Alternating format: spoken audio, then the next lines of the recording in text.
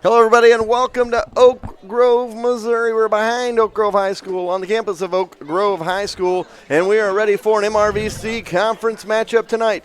Your 3-4 Harrisonville Wildcats taking on the 3-4 Oak Grove Panthers in an MRVC bout. Harrisonville, Gary, looking to remain undefeated in conference and set up a conference championship showdown with Odessa next Friday night. Yeah, and I think they want to go to or bring Odessa home, but they want to play Odessa and have that opportunity to win the conference next week. And with a win tonight, they can do that. So I think the beauty is they're healthy. They're healthy tonight. I think everybody's going to be back from what it sounds like, and they have that opportunity to bring all the health back, all the experience back, take a win home from tonight and into next week for the conference showdown. Yeah, and, obviously – Oak Grove stands in the way. They're 3-4 in the year. They got the one conference win against Pleasant Hill. Kind of everybody beating up on Pleasant Hill in the conference season this year. But you got to watch out because Pleasant Hill had some young players on that team. They had a senior running back that did a great job against us. So they're the only winless team in conference. So they would love to knock off Harrisonville, and then obviously you could still play for a conference championship next week, except for you have to share, and nobody likes to share. Nobody likes to share. And talking about Pleasant Hill, I've got to give shout out to that to number 9. I don't think I wrote his number or name down, but number 5, the kicker. No, number 9 from Pleasant Hill last week. Herlock, thank you. I had word that he maybe got injured on the last offensive play of that game. He gave his heart and soul to that game, and really hated to see that. If that is the case, I don't know if he's playing tonight or not, but my hat's off to him because he played one heck of a game last week, and hate to see anybody get injured, but especially for what he was doing last week. It is your pregame show brought to you by Sherwood Community Bank. Stop in today and set up an account. Take advantage of free internet banking. And we are here from Oak Grove for the MRVC West matchup tonight. 3-4 versus 3-4, 1-3 and 4. 1-2 and 3-0 in conference, and Cats trying to move to 4-0 and a showdown with Odessa next week. Oak Grove trying to play spoiler tonight. We're going to take a timeout. We'll be back with more from Oak Grove after this. You're watching high school football on YouTube, 4T's streaming, and at 4Ts.com. We'll be back after this.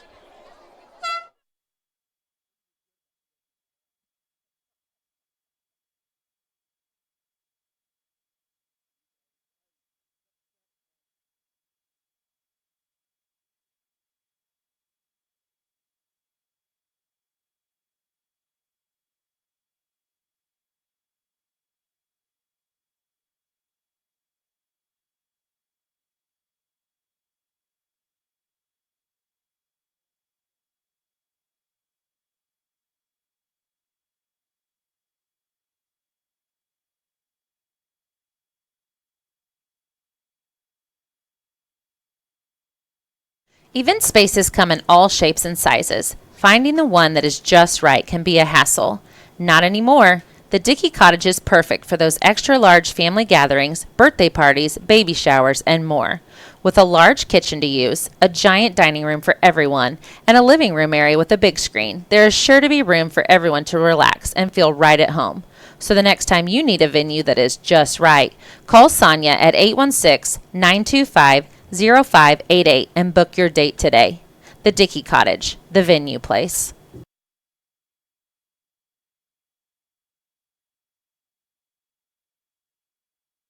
Insurance doesn't have to be a bad word, especially when all the insurance you need is under one roof. Auto, commercial, life, health, farm, or crop insurance, they have you covered. With a lineup like that, they are sure to be the team covered. So instead of dreading a call to get an insurance quote, call the team that will line up with the best of them. The team at Stafford and Stafford Insurance, located on Commercial across from Holland's Auto Sales. To take your car to a mechanic. No reason to be scared when you have the best mechanics around right here in Harrisonville. Colby and the crew at Colby's Car Clinic are all ASE certified mechanics with the latest equipment to keep your vehicle running smoothly year in and year out. So don't be scared. Go to Colby's Car Clinic and take the fear out of getting your car fixed. Give Colby a call at 816-380-3000 or go see them in the big blue building behind O'Reilly's. There is only one place in Harrisonville that you can see every Wildcat game, home or away, on the big screen. That's at Forged by Fire. If you're unable to make the journey to the game, stop in and watch the game with fellow Wildcat fans. Check them out every other night as well during the week with nightly specials and a full menu that is sure to make your mouth water. Forged by Fire is Harrisonville's premier restaurant. And remember, it's your Friday night Wildcat headquarters before, during, and after the game. Time to trade that vehicle in? Go see the gang at Show Me Auto Mall and let them show you the Show Me difference. There is only one place in Harrisonville that you can see every Wildcat game, home or away, on. What is greater than 1? 2! That's right, now Show Me Auto Mall has 2 locations to serve you, one in Harrisonville and the north location in Belton. Chances are, that means the quality of used vehicle you are searching for is going to be at one of their 2 locations. With several financing options available, Show Me Auto Mall will get you in the vehicle you want without breaking the bank. So when it's time to trade that vehicle in, go see the gang at Show Me Auto Mall and let them show you the Show Me difference. You need multiple things for a project at home, but don't want to go all over the city to find it? You need to go see Tom and Lonnie Cook at the 38,000 square foot Trade Fair Mall. Over 200 booths with Amish-made jelly, new and used furniture, antiques, toys, and a little bit of everything you can think of. Harrisonville's Trade Fair Mall can be your one stop for everything. Whether it's your first time to Harrisonville or you have been here for years, the Trade Fair is definitely a see-it-to-believe-it type of place, right across the street from Sutherland's. What is one of your most precious commodities these days? Time. With kids' events, family events, and everything in between, time is precious. So why drive hours and spend an entire day to save $20? Shop local and find your home appliances right in Harrisonville at Troby's Maytag Home Appliance Center. They deliver and can service any issues that can arise. By doing that, you're putting money right back into the community. So stop wasting family time and go see the staff that treats you like their family at Troby's Maytag Home Appliance Center on Plaza Drive, right behind Hawthorne Bank. Well, it's football season, so that means cold weather is not far behind. It's time to drive on over to Young's Auto Repair to get your car ready for the winter. Flush the radiator, get an oil change, and make sure the heater is ready to keep your family comfortable all winter long. If something else may ail your car, bring it in. Let Young's diagnose the problem, get you back on the road. Young's Auto, across the road from Young's Tire on South Commercial Street. Everybody loves the old-fashioned drive-in. Well, guess what? Susie Q's has opened up in the Old Peculiar Drive-In location, across from the Frog Pond and Peculiar. Go in, get the signature Susie Q, you know, the one that's so big they barely fit in the basket. While you're at it, at the Tenderloin. So next time you think, man, I wish I had an old drive-in, remember, there's one 5 minutes up I-49 in Peculiar at Susie Q's. Hello, everybody, and welcome back to Oak Grove, Missouri. We're on the campus of Oak Grove High School, and we have an MRVC battle coming your way. The Harrisonville Wildcats set to take on the Oak Grove Panthers. Oak Grove 3-4 overall, 1-2 in the MRVC. The Wildcats 3-0 in the MRVC and 3-4 overall. It's the Sherwood Community Bank pregame show brought to you by Sherwood Community Bank. Set up an account, take advantage of free internet banking. Gary, we talked about it. A lot on the line for the Cats tonight. Team that started 0-4 on the year, a lot of injuries early on, finally getting healthy. 3 straight wins in conference. They can get a 4th. They'll be 4-4, so they'll even the record back up, and they'll have a shot at an outright conference championship next weekend. Yeah, and I've got to say that it's got to be important to them. I'm sure it's important to Oak Grove as well, but it's got to be important to them to come out of here, come over to Oak Grove, and take a win home with them to be able to play for that conference championship outright next week on our home field. So I think there's, with especially having all the team members back that we've been picking and choosing. When I say that, we've always had somebody hurt, and now for the first time, you could see it in Coach Schinker's face when I asked him. I said, well, who's out tonight? And he said, you're not going to believe it, but we're all back. He said, I may even bring you into play. And I said, well, you don't want that. But, so, I mean, you could tell he was very excited about that. Well, and, that helps a lot of things. You look on the offensive line.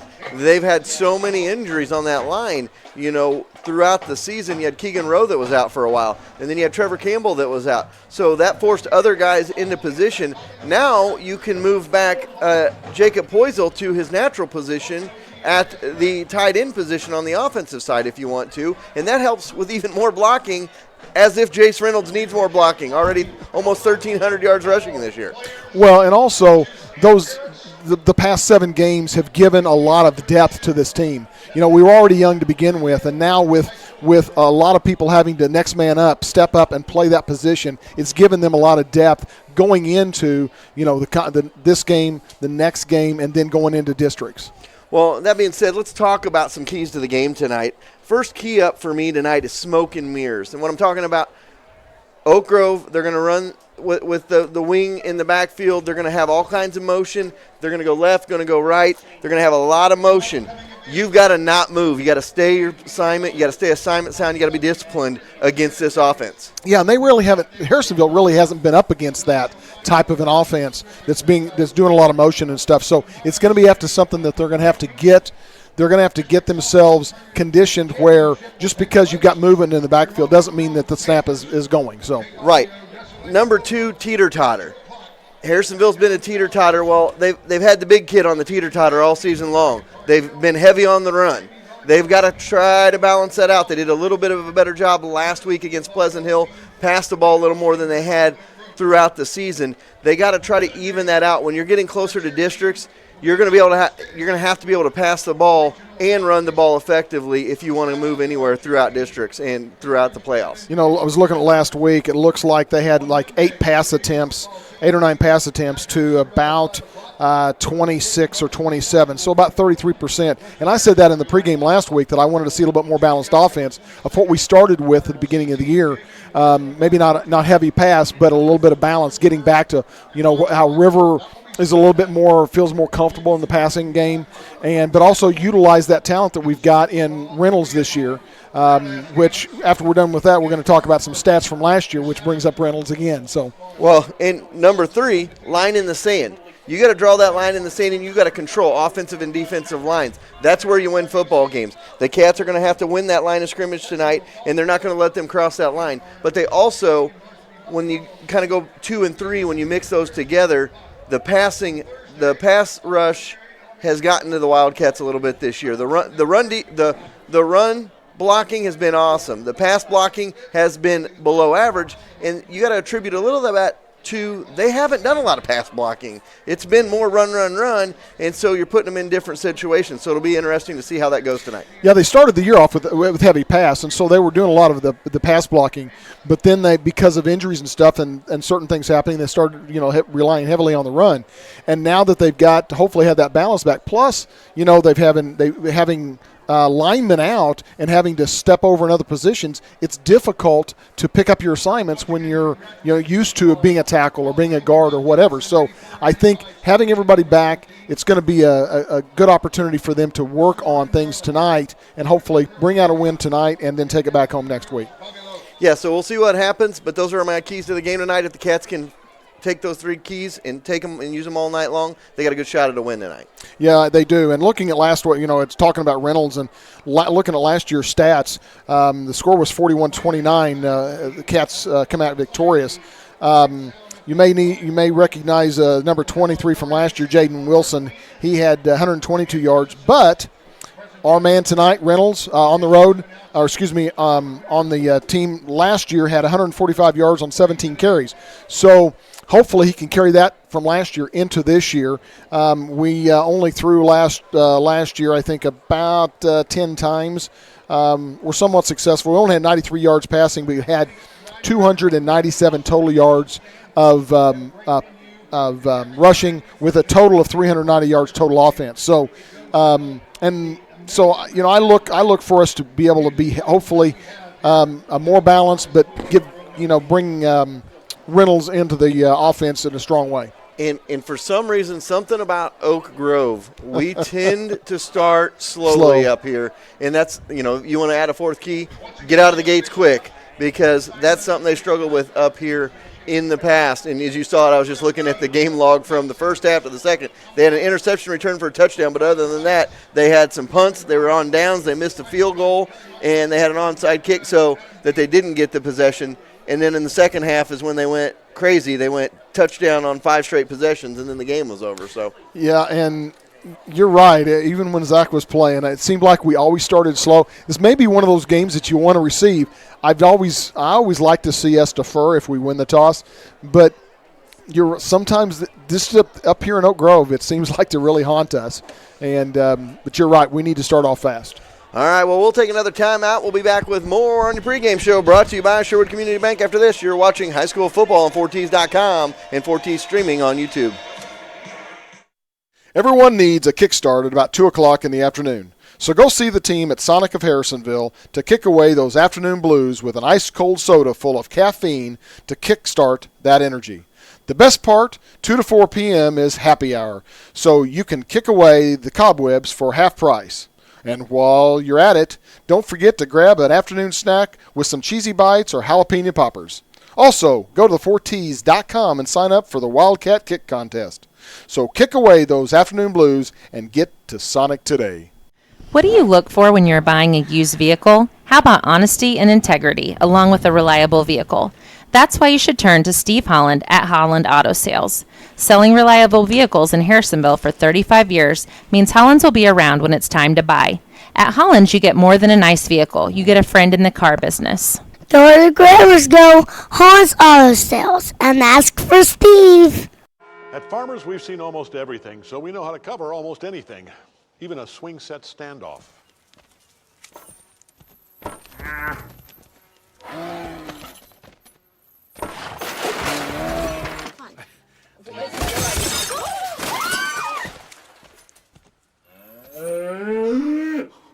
And we covered it. July 1st, 2015. Talk to Farmers. We know a thing or two because we've seen a thing or two. We are Farmers. Bum, bum, bum, bum, bum, bum. Farmers Insurance, Bradley Sainer, in the A-frame at 1808 North Commercial Street in Harrisonville. Does your lawn need some TLC? Owned and operated by 3 generations of Wildcats, Held's Turf Farm is your local stop for sod and topsoil since 1971. Whether you need 1 roll of sod, 1 scoop of dirt, or a whole truckload, we have you covered. A new home in your future? Give us a call at 816-540-2020 and set up a quote for new sod installation. Held's Turf Farm is located between Harrisonville and Pleasant Hill and is open 8 to 5 weekdays and 8 to noon on Saturdays. When it comes to your vehicle's maintenance, we know you have plenty of options. Sometimes so many options can make it hard to find an honest, reliable automotive shop. That is where Quality Auto Service and Repair comes in, with a commitment to providing customers with honest, quality service at reasonable prices. Our technology and expertise provide you with the best car care imaginable. We take pride in diagnosing your vehicle correctly and getting you back on the road quickly. We are family owned and operated since 1995. For an appointment, call 816-380-7267. Quality Auto Service and Repair, building relationships through automotive service. It's who the Davidsons trust for auto repair. Red Barn Ranch is now open for business on the weekends, Fridays, Saturdays, and Sundays. Matt Moreland and his folks at Red Barn Ranch have all kinds of stuff out there. The new slide made out of the 1961 grain truck is available out there as well. And they have all kinds of fun activities for the kids. If you want to go through a corn maze, you can do that. Or you can go pick pumpkins. Whatever it may be, they have plenty at the Red Barn Ranch. Go see Matt and his family this weekend for a nice fall fun day. We want to welcome a new sponsor on to the show this week, and there will be a sponsor with us from here on out. That is Brick House Coffee. New owners took over on October 1st. Jennifer Pfizer, Cindy Lane, and Diana all there. Jennifer is the daughter of Cindy Lane, and then Diana, the mother-in-law, she'll be managing the store. They're going to have an online ordering app. My wife is going to be so excited about that. They also have sugar-free syrup options. You can book a space for events. The small space called the Parlor. Also, there are events they're going to have in the evening. One of the things they hadn't been open in the evening, they're going to be open in the evening now, so that'll be great for trick-or-treating coming up. Or They're having a painting party as well, and I know that that's the big thing on the internet now is those painting parties. The women go up there, drink some coffee, have a good time, have a painting. They are excited to be members of the Harrisonville business community and the Harrisonville community in general. So go up and tell Jennifer, Cindy, and Diana hello and buy yourself a coffee this weekend. That is Brick House Coffee in Harrisonville.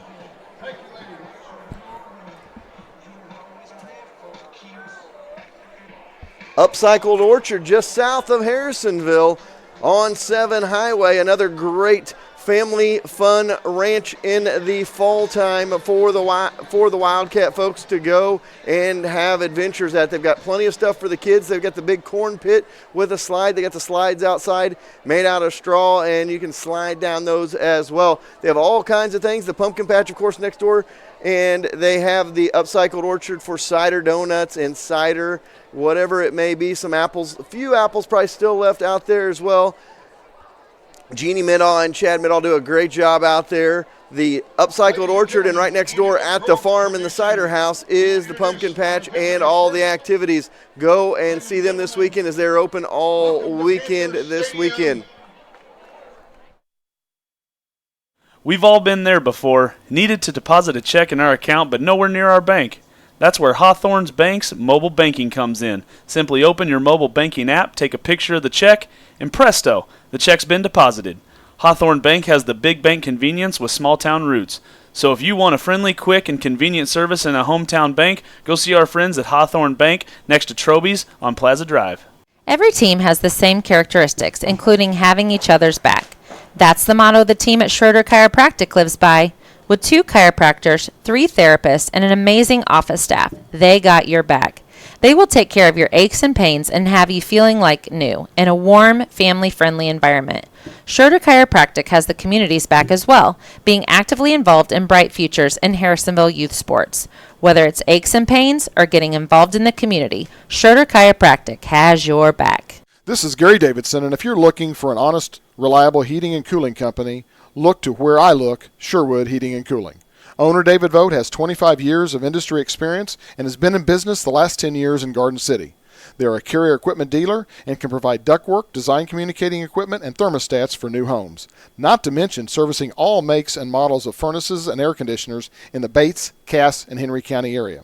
Whether you're looking to upgrade to a more efficient equipment like me or need something repaired, give Sherwood Heating and Cooling a call at 816-862-6610. There is no better way to get in touch with other business owners and potential clients than joining the Harrisonville Area Chamber of Commerce. Come to monthly networking events and grow your business and make new friends. The Chamber is booking now for booths at the Log Cabin Festival October 4th and 5th. So give Bing and the staff a call today and get signed up for all the fun. 816-380-5271. Every broadcast team has to look good. The 4T's crew is no different. That's why we trust C-Squared Embroidery and Screen Printing to outfit us for each broadcast. Offering full-service screen printing, embroidery, promotional products, banners, and more, they can take care of you. When you're looking for a company to make that next shirt, stop looking and call C-Squared Embroidery and Screen Printing at 660-885-2447 or find them on Facebook or Instagram. Looking for a new modern style place for your wedding? One that won't break the bank? We've got good news for you. Harrisonville's newest event space, the Uptown Event Space, is now booking for events for the holidays and next year. Located across from the Old Cass Medical Center, there's ample parking and space for your next big party, complete with private rooms for the bride and groom to get ready, a kitchen area, and a full catering available. It's time to go to Uptown and book your next event today. Welcome back to Oak Grove, Missouri, the campus of Oak Grove High School for MRVC West football action. It is your pregame show brought to you by Sherwood Community Bank. Stop in today and set up an account. Take advantage of free internet banking. Well, Gary, we're getting close, and I guess you could say the talk is over, and we were lucky enough to have another homecoming to have tonight. We've had a couple of those this year. We have. We had our own, obviously, and then now this is going to make number 2 on the road, so I guess we're the team that brings homecoming luck to somebody anyway. we'll see what happens tonight. Let's run down some starters real quick. Brought to you by Harrisonville's best starting lineup for insurance, Stafford and Stafford Insurance. For the Wildcats, you heard Gary talking about it a little bit earlier. They're healthy. They're back. Everybody finally, I think this will be the first game all season that they'll have their entire offense intact. Colby Knowles was out early in the year, didn't start in Kearney, so this will be the first time we've got to see the Harrisonville offense all intact. Across the line, you'll have Brody Rogers, Carson Graff, Jacob Poisel, Brian Garlock, Trevor Campbell. You also see Keegan Rowe in there and Ethan Murray doing a little bit of rotation in there, probably with those guys to keep them fresh. Your wide receivers will be Colby Knowles and Kennedy Atkinson. Your quarterback, River Riley. And the 1-2 punch in the backfield will be Josh Pesic, the fullback, and Jace Reynolds, your running back. And expect to hear a lot of Bryce Percival and Braden Tarwater as they've kind of mixed him back into the offense as well. And those are your starters, brought to you by Harrisonville's best starting lineup for insurance, Stafford and Stafford Insurance. So the coin toss going on right now. We'll get you the winner of that coin toss just momentarily. Any last words of wisdom, Gary? I'm excited to see Colby Knowles and Kennedy Atkinson on the field at the same time playing. Absolutely. I really am. I mean, it's going to give us a little bit more of the opportunity that we were expecting at the beginning of the year whenever we came out, started the season. And then you add what we've got in the backfield. I'm really excited to see how that works tonight. Yeah, I will be excited to see how it works out, because if you can go 4 wide receiver set with Kennedy, Colby, Braden Tarwater, and Bryce Percival, that's going to be a tough cookie to crack. Well, and then you look at our backfield. I mean, so who are they going to cover? And that's what I like to. That's what I'm going to like to see.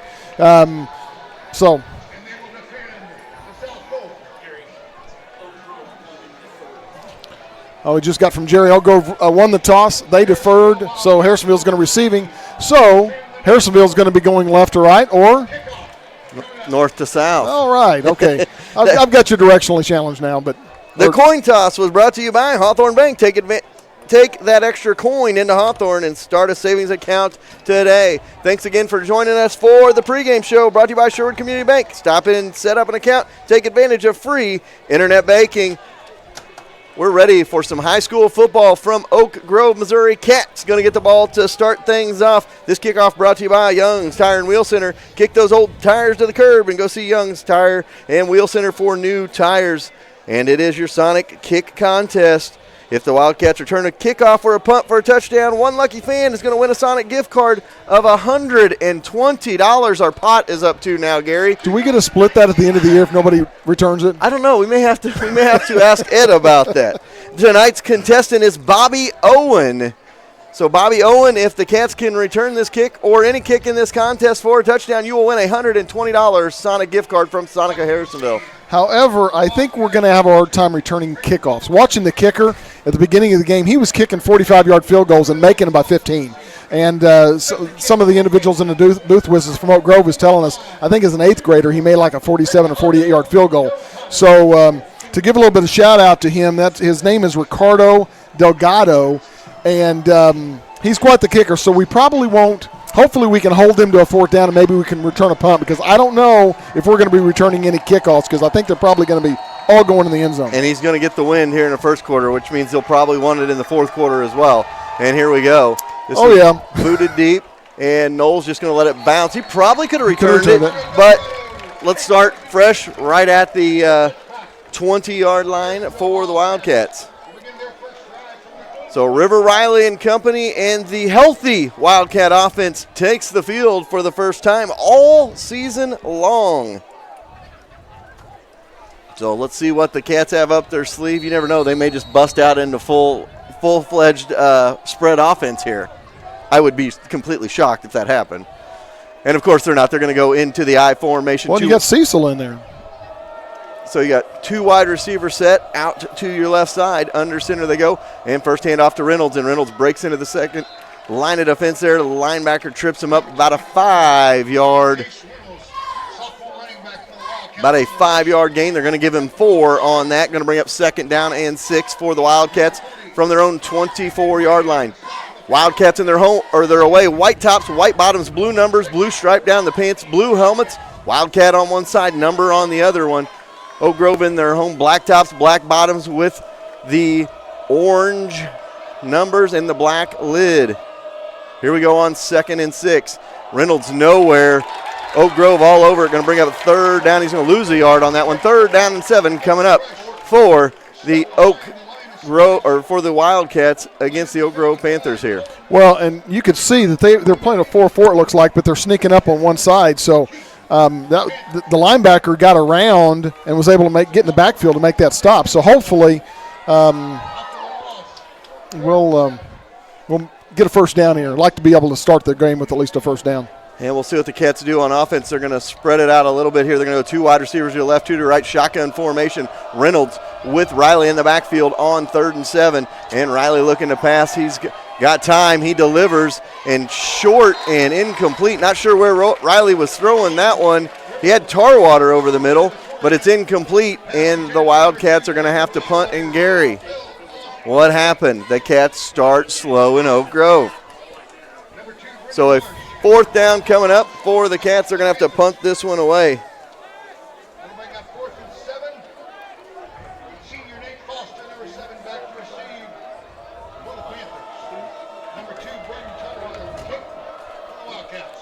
All right, Knowles with the punt. Low punt, going to roll past the 50 and out of bounds at the 48. So Oak Grove going to have great field position to start this one. And that's going to be a situation you're going to want to watch all night, Gary, is the field position battle if the Cats aren't moving the ball, because Oak Grove does have a kicker. Yeah, I think you could almost kick it from there the way he was kicking, especially with the wind behind him. So quarterback going to be Hunter Jones for the Panthers. Now wing T in the backfield. Now they're going to switch it up, and this might be the same exact play they ran last year against us first time. And there is a whistle. If I remember right, very first play out of the gates 2 years ago here was a pass on the sideline, down the sideline for Oak Grove for substantial yardage. And it might even have went for a touchdown, but I'm not 100% sure. I'd have to go back and see, but if that's the case, they did the same thing right there, lining it up, but there was a 5-yard penalty on Oak Grove. Remember we talked about them run, and I'm pretty sure they went pass the first series. They may not have got yardage, but I think they did pass. They may have, but they punted the first two possessions last year. 3 and outs. Again, here's that smoke and mirrors. We talk about a lot of motion, and here goes another one in motion on first down. They're going to pass on first down, throw it out in the flats, wide open, down to the 40 of the Wildcats, and that'll be a 17-yard gain for the Panthers. That was complete to Eric McKinney. It'll be a 1st and 10, Oak Grove down to the 40 of the Wildcats. So definitely a run-heavy offense, and they go pass right out of the gates here. Kind of a pistol look on the offensive side, a lot of shifting. Going to go 2 wide receivers set to the left side, back off the end here on 1st and 10. They're going to hand it off right up the middle. Bashing through there is going to be Whitehead. He's going to have a gain of 5, going to bring up 2nd down and 5. You know, Gary, something else we talk about too, that first series against the Wildcat, with the Wildcat defense out there, usually a lot of adjustments that go in after that first series. Yeah, and they're going to have to make some adjustments. The first 2 plays have been for really good positive yards. So 2nd down and 5. And here we go on 2nd and 5, looking to pass again. He throws over the flats, open down to the 23-yard line for another first down, as Oak Grove just getting chunk yardage out of the gates. And it brings up a 1st and 10 down to the 23.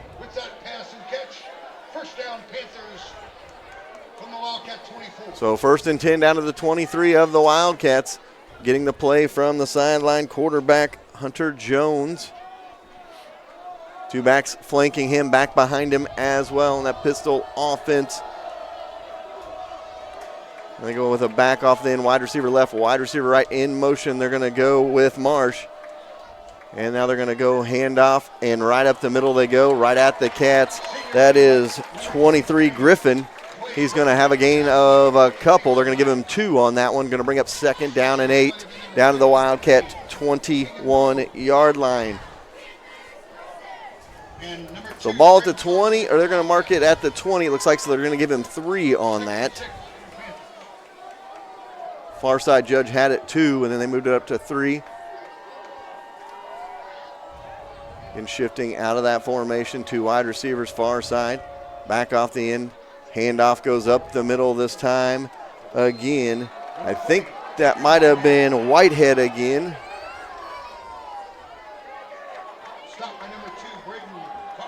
Brings up a 3rd down and 3. You know they're in field goal range, Gary.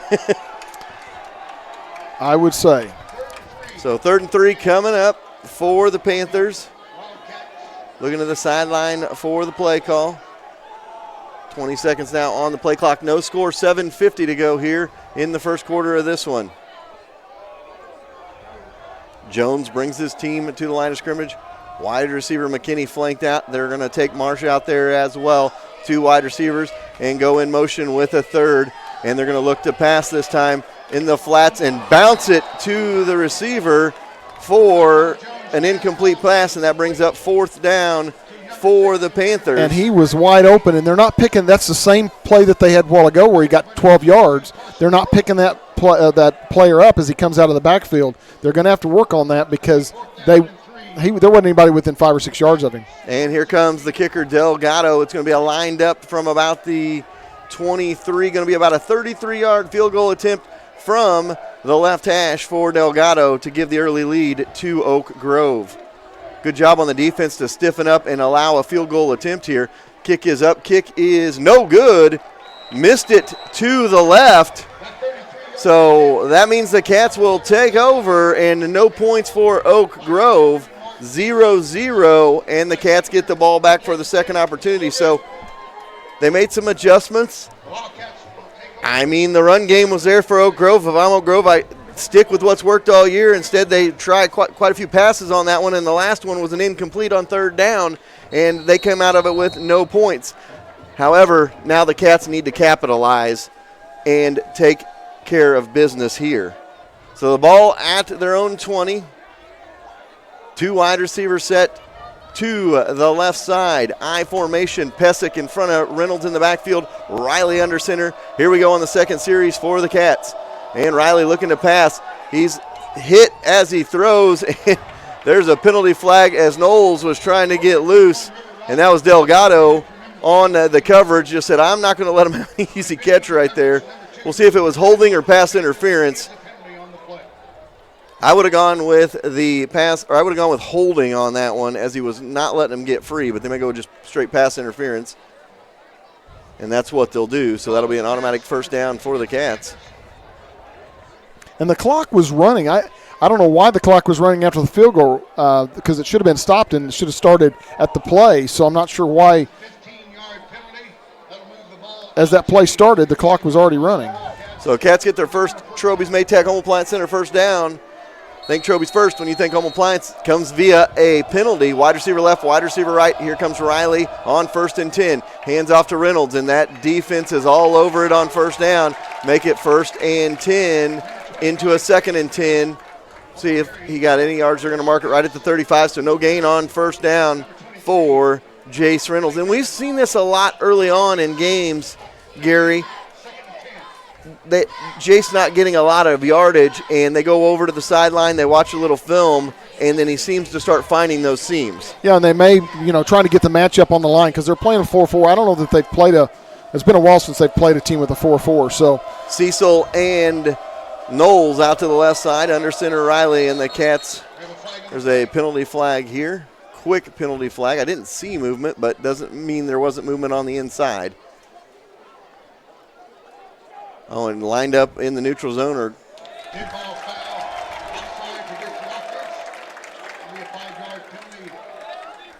don't see you usually called that way for the offensive side. But nevertheless, it's a 2nd down and 15 on the penalty against the Cats. So ball at the 30-yard line here. So 2nd and 15. Cats offense trying to find something going and have not been able to early on against this Oak Grove front. Accomplished 3 yards in 4 plays. So they're going to go spread again here, shotgun formation. Riley looking to throw, goes over the middle, got his guy to the 50. That's Tarwater. He's to the 30. He's being chased at the 20. He's going to outrun them all. Touchdown Wildcats. Braden Tarwater from River Riley for 70 yards, and the Wildcats are on the scoreboard. Showing his speed there. We haven't seen Tarwater in space this year, and he got in space right there, Gary, and was able to outrun the defense for a 70-yard touchdown. Yeah, and there for a second I thought the other back was going to catch him, but he just caught up there, but couldn't. I don't know if he maybe shifted gears there at the very last, but it was great to see him be able to make that outrun. That touchdown brought to you by our good friends at Young's Auto Repair. With that right touch on your car when it needs fixed. That's Young's Auto Repair. The Cats lead 7-0. We'll be back after this. Buying a house is a full-time job in itself. Why not take the work out of finding your dream home? Go see Carol Looney and her staff at American Heritage Realtors today. Locally owned and members of the community, American Heritage is sure to help you find everything you need in a new home. With insight to local schools, parks, and neighborhoods, they'll match you with everything you want for your dream home. So when the time comes to buy or sell, call American Heritage Realtors at 816-380-6161 or visit them today online at americanheritage-realtors.com. All right, welcome back. Cats set to kick it away, leading 7-0 over Oak Grove on the 70-yard touchdown reception from Braden Tarwater from River Riley. Kennedy Atkinson set to pass it or kick it away. Kickoff brought to you by Young's Tire and Wheel Center. Kick those old tires to the curb. Go see Young's for some new tires today. And the 4 plays before that, we had accomplished 3 yards, and then we got 70 on the pass. So, and over end kick going to bounce at about the 25 on the turf, and Cats trying to fight for it. Jace Reynolds down there quickly. Couldn't quite get it as they cover it up, and it'll be Oak Grove ball from their own 25. Now we'll see if Oak Grove kind of settles into that run game they're so accustomed to running after that first series here.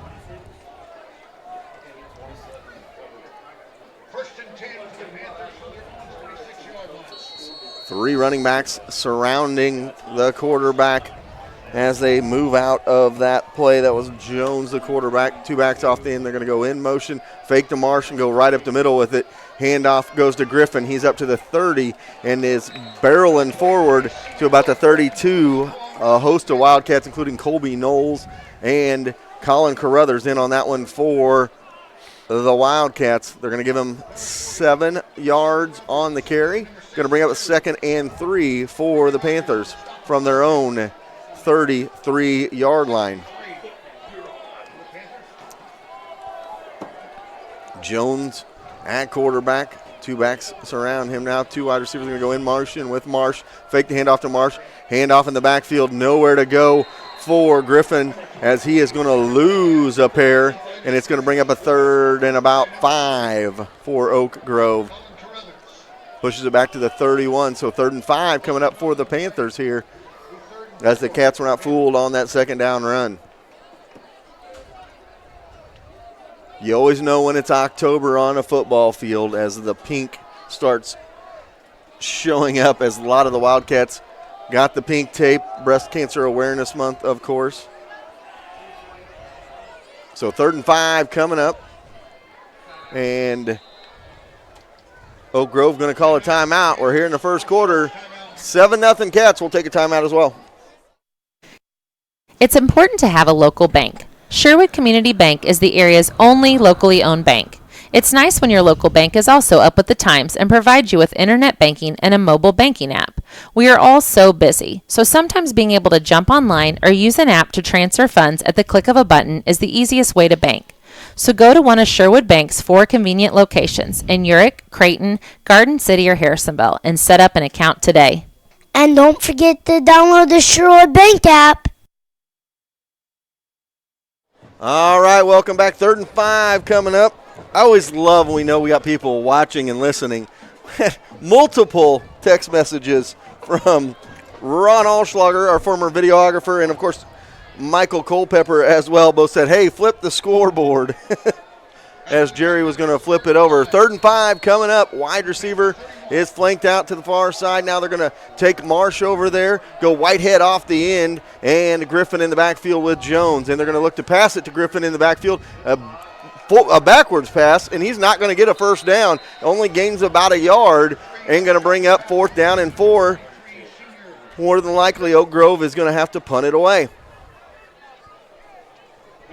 And here does come the punting unit. So good job by the Wildcat defense. Made some adjustments and didn't allow that extra space on those runs. Now let's get a punt return.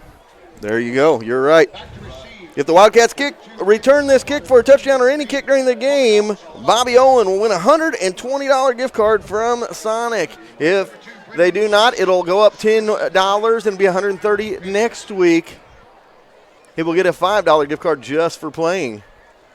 High end over end kick is going to bounce it about to the 35 and nowhere to go. Great open field tackle by Nate Foster right there, as Colby Knowles had nowhere to go. He caught it on a bounce, and Nate Foster said, you're not going anywhere, and quickly down. So the Cats will have it from their own 30 to start their 3rd drive.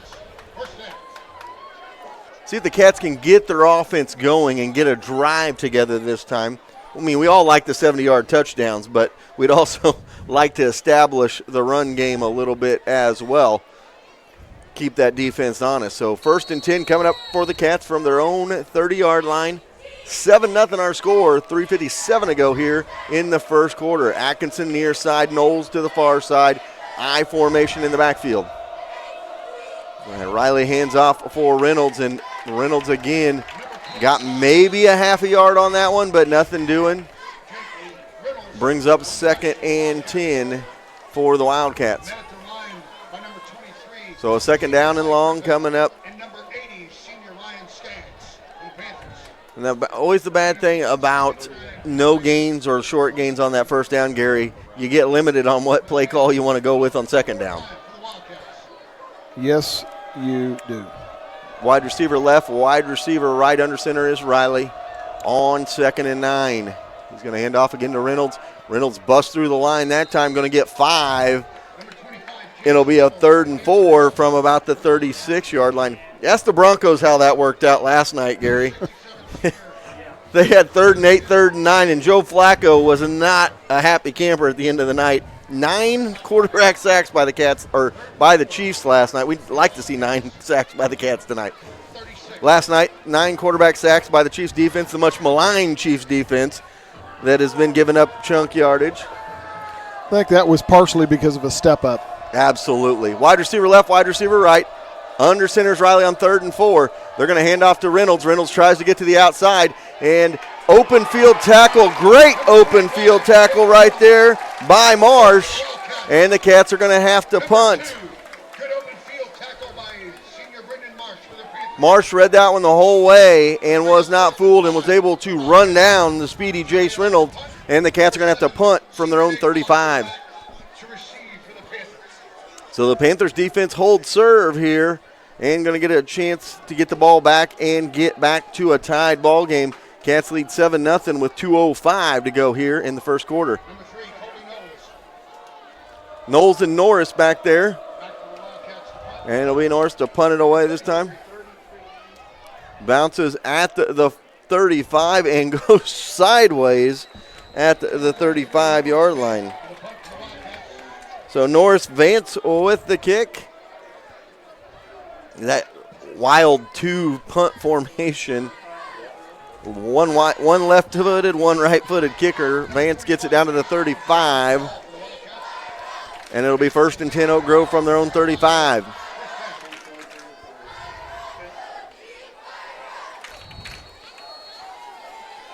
Jones has this team there. Wide receiver flank near side. And now they go into those shifts, bring a wide receiver out here. Marsh with him. And then they're going to go hand off with Griffin, and Griffin's going to get a couple and be stood up by a wall of defenders. They're going to give him 3, maybe 4 on that, up to the 39. So Griffin with a 4-yard carry, and it brings up second down and 6.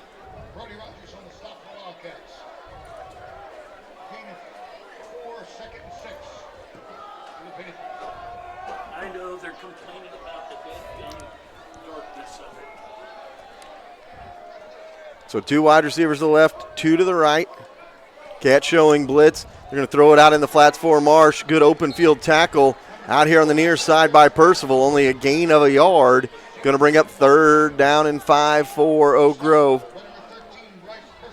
3rd and 6, so they're going to say no gain on that one. So 3rd and 6 coming up. Good open field tackle by Bryce right there to knock down Marsh on the near side. So he got a taste of his own medicine there. He had a good open field tackle on Reynolds, and there Percival returned the favor on that one. McKinney going to be flanked out far side. We're going to shift out of the motion. Marsh to the left side.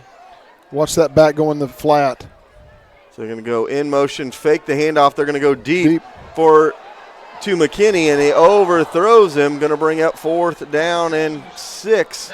And Oak Grove going to have to punt it away again.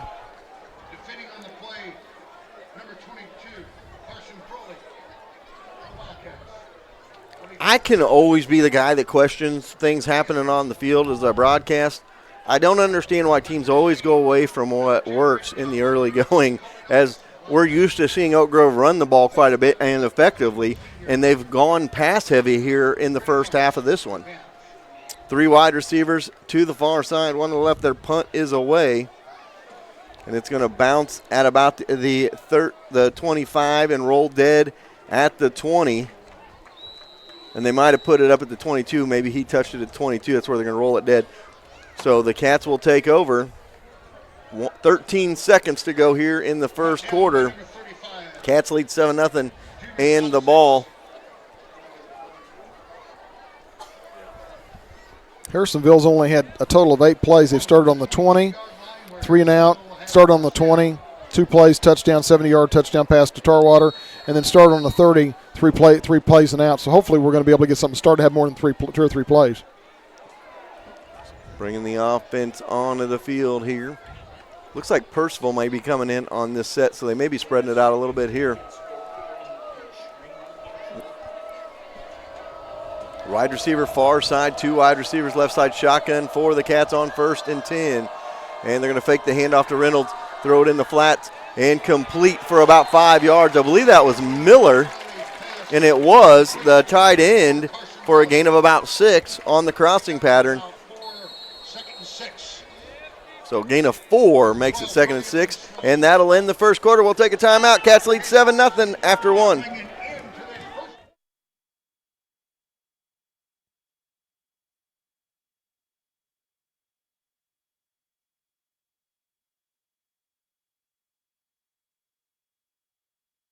Want the best deal from the best dealership? Max Motors Ford, right in Harrisonville, Missouri. We make deals the others won't. More for your trade, less for your new one. Worth the drive from anywhere. We will beat any competitor's offer on a new vehicle by $500 or give you $500 and a tank of gas. With a great selection of over 800 vehicles priced at or below dealer cost. Come see why Max Ford in Harrisonville is the easiest place to buy a car. Visit us at the corner of 71 and 291 highways or shop maxford.com. Proud to sponsor our Harrisonville Wildcats. All right, we go to the second quarter. Cats lead 7-0, have a 2nd and 6 facing them as they switch sides, and then they're going to go from the south to the north in the second quarter of play. The wind has died down since that sun has went down as well. Not quite the wind that we had earlier. And the Cats stay in that spread offense fake to Reynolds. And they're going to throw it out to the sideline here and out of bounds.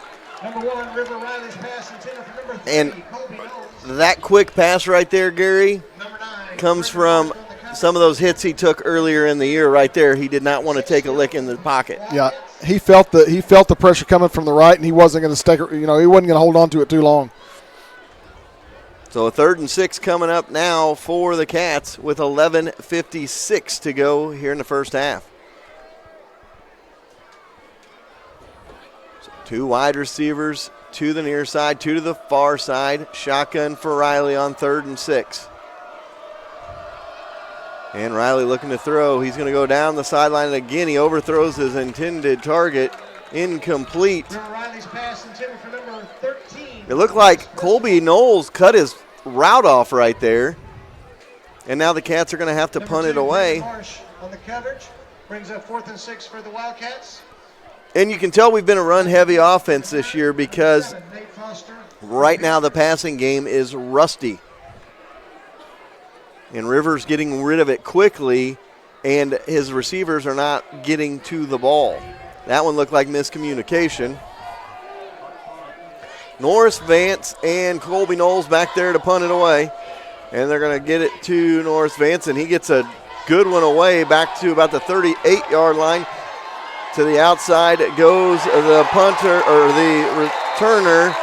Good block in the open field by Marsh there. Was able to lay a lick.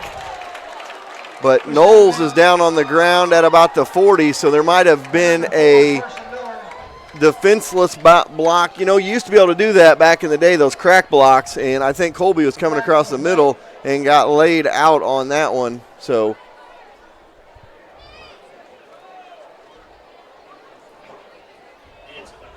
there's 2 flags on the field here. So we'll see what they call here. So the ball was all the way up to the 42-yard line.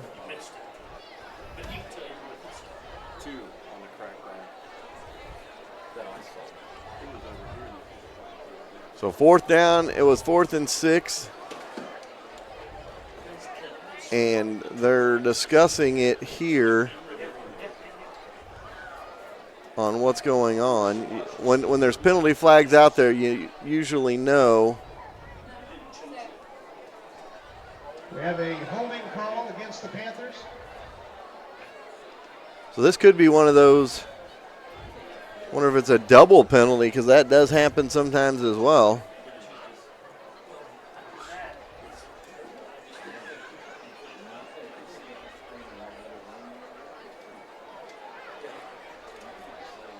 So a couple of flags there. They're talking to Coach Richard on the near side here. And taking an awful lot of time to decide what's going to happen here, as usually it doesn't take that much time. This is going to push them back. The holding is declined. The personal foul. Targeting, I believe. Head-to-head contact, I believe, is received. So Oak Grove will have it back at their 43, so that negates the good return by the Panthers. They'll have it at their own 43 on their, I believe, 4th series. This is their 4th series of the ball game.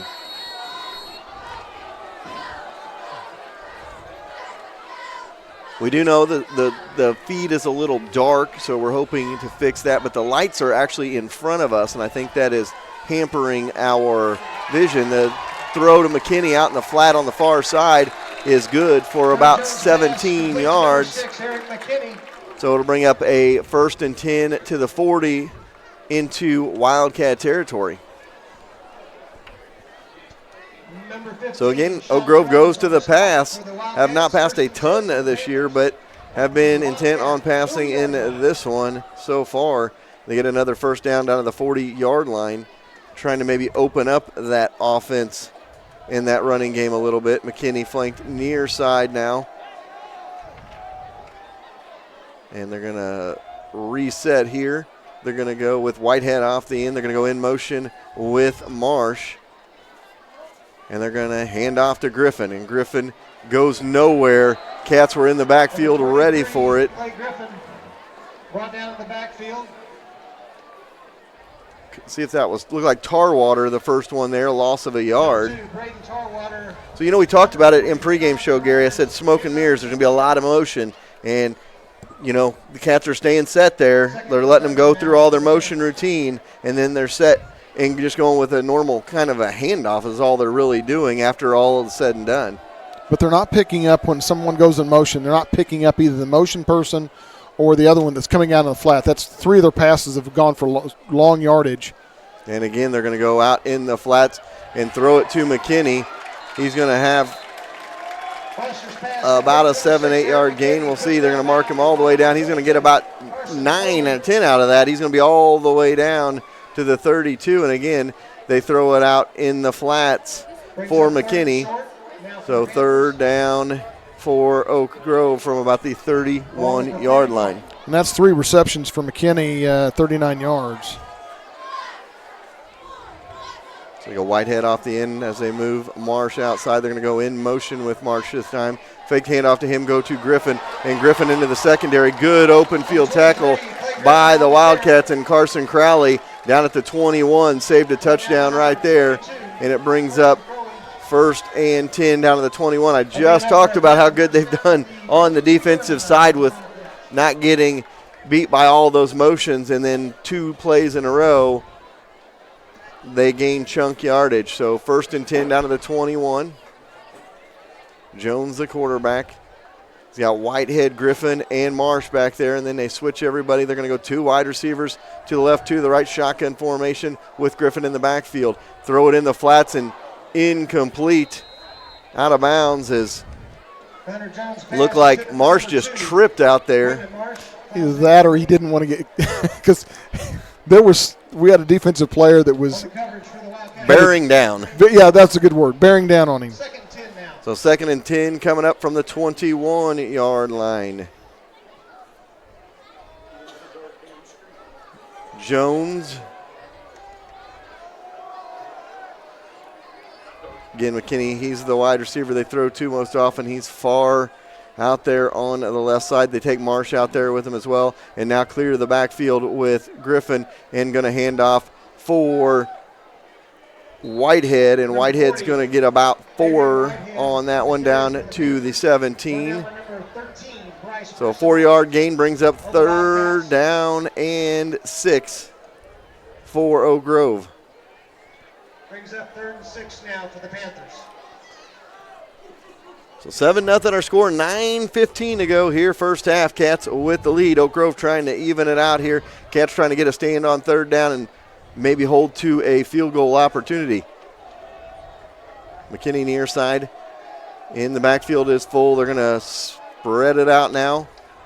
2 wide receivers left, 2 to the right, shotgun for Jones. Jones looking to pass. Quick pass to the 10, inside the 10 for a first down to about the 8 is McKinney. And the Cats seem content on giving that pass play up to McKinney every time, as he's got 4 receptions now for 50 yards on the night for the Wildcat, or for the Panthers, I should say. And a 1st and goal coming up. They're going to mark him out at the 9-yard lines where he stepped out. So didn't quite get as much there, got about 8 yards. Shift everybody out of the backfield except for Whitehead. Whitehead back there with Jones. 2 wide receivers left, 2 to the right. They're going to go in motion, hand off in motion to Foster. Foster try to get around the corner, gets inside the 7, and he is helicoptered down by Knowles and Tarwater. Brings up a 2nd down and goal from the 6 with 8:30 to go in the first half.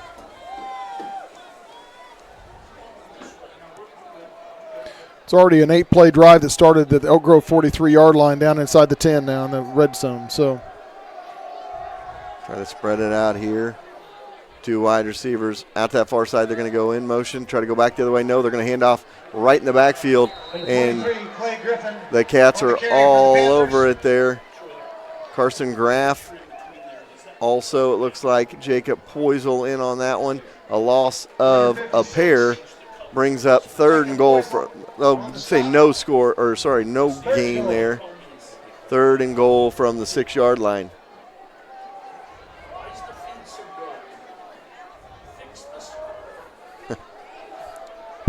Jerry's getting rode on the feed tonight. Everybody telling him that the feed's dark and the score was wrong. Well, shotgun and Jones looking to throw, and he is taken down back at the 15. Great job. Colin Carruthers was right there. And Colin, he went past the block and grabbed him while the block was still being held on him and takes him down, and that's going to force a longer field goal attempt for the Panthers from the near hash here, just inside the near hash. They're going to mark it at about the 21-yard line. Going to be a 31-yard field goal attempt. We know he has the leg, as he booted one earlier. It's just wide, and this one is up, and this one looks like it is good. And it's 7-3 with 6:50 to go in the half. We'll be right back.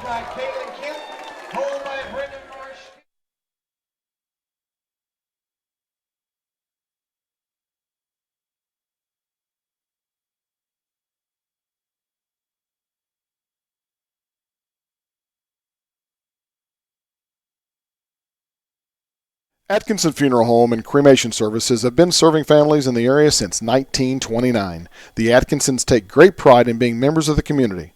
They will soon graduate a fourth-generation Wildcat, and with this kind of commitment to Harrisonville, you know Atkinson Funeral Home will be there for you. As always, they are proud supporters of the Harrisonville Wildcats. All right, Cats lead 7-3, so the defense holds. Binns doesn't break and forces a field goal instead of a touchdown, and they get the ball back here with 6:50 to go in the half. And this is one of those times, Gary, I always talk about this would be a good time for a nice 6-minute, 50-second drive that ends in a touchdown. That it would. Number 5, Ricardo Delgado. Kickoff brought to you by Young's Tire and Wheel Center. Kick those oak tires to the curb. Go see Young's Tire and Wheel Center for new tires. Number 2, Brayton Tarwater. Cats return this kick for a touchdown. Bobby Owen will win a $120 Sonic gift card. If they don't, he will win a $5 gift card just for playing. High end over end kick going to be taken by the Cats at the 5. Knowles to the 10, to the 20, and he is leveled at the 21-yard line. It looked like a tackle by, I had it on my sheet earlier, Tolan Lewis. Tackle for the Panthers, number 6, Eric McKinney, number 35, Silas 6. There is a flag on the play.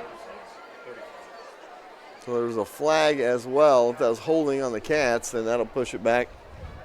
It's a dead ball, unsportsmanlike conduct.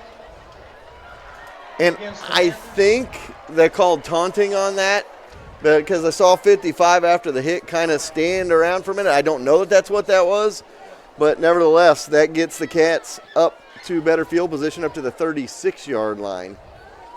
Result of that I can penalty see. will bring the ball out to the 36-yard line. Too late to go back and look at the replay. 1st and 10. Wide receiver to left, wide receiver to the right, I formation in the backfield. If we had it mounted in front of us, we'd been able to see it. Giving Jerry a little bit of a hard time. He's been the whipping boy tonight. He's taking abuse from all angles. Wide receiver left, wide receiver right. Here we go. Riley under center. Hands off for Reynolds. And Reynolds into the secondary, to the 50, to the 40, and bounces inbounds down to the 35. He spun into that contact and got it down to the 33-yard line. Number 5, Ricardo Delgado pushes him out of bounds. I'll let Gary get the 31. Ball down at the Panther 31. 1st and 10 for the Wildcats.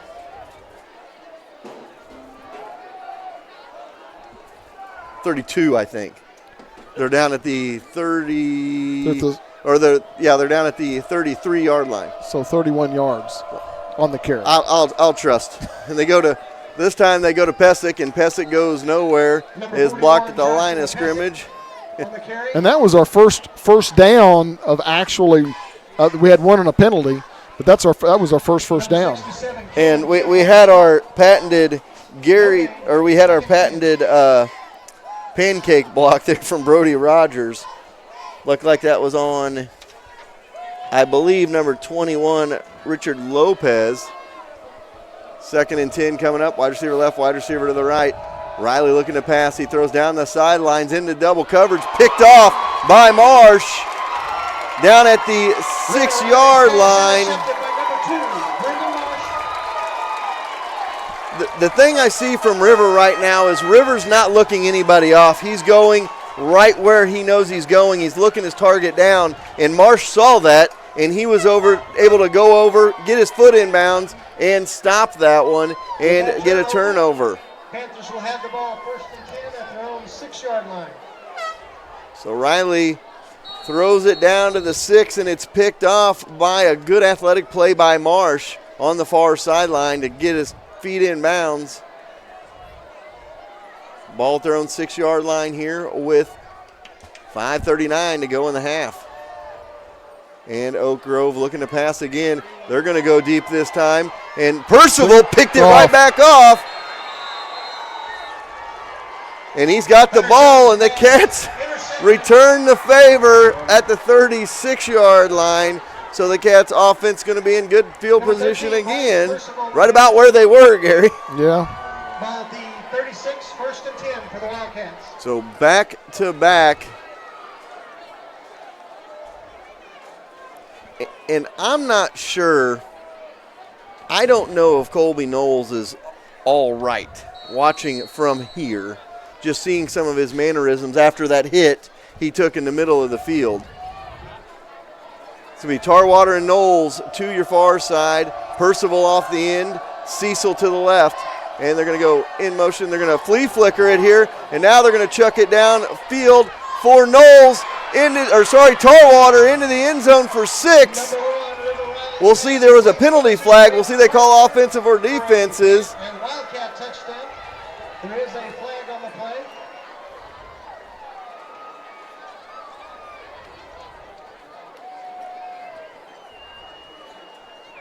So they're discussing the flag here. Right now it stands as a Wildcat touchdown on the flea flicker from Reynolds back to Riley.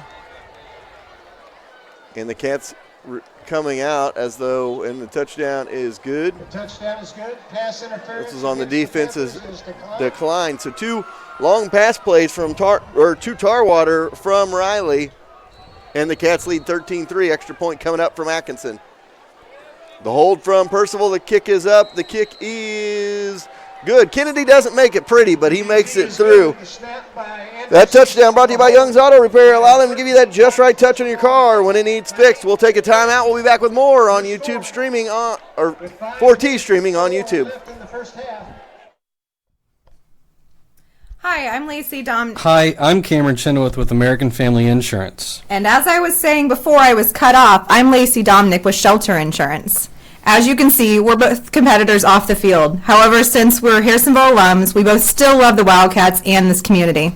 So if you're looking for hometown insurance from your hometown agent, give me a call, Cameron. No! Give me a call at 816-380-2700 for a shelter insurance quote today.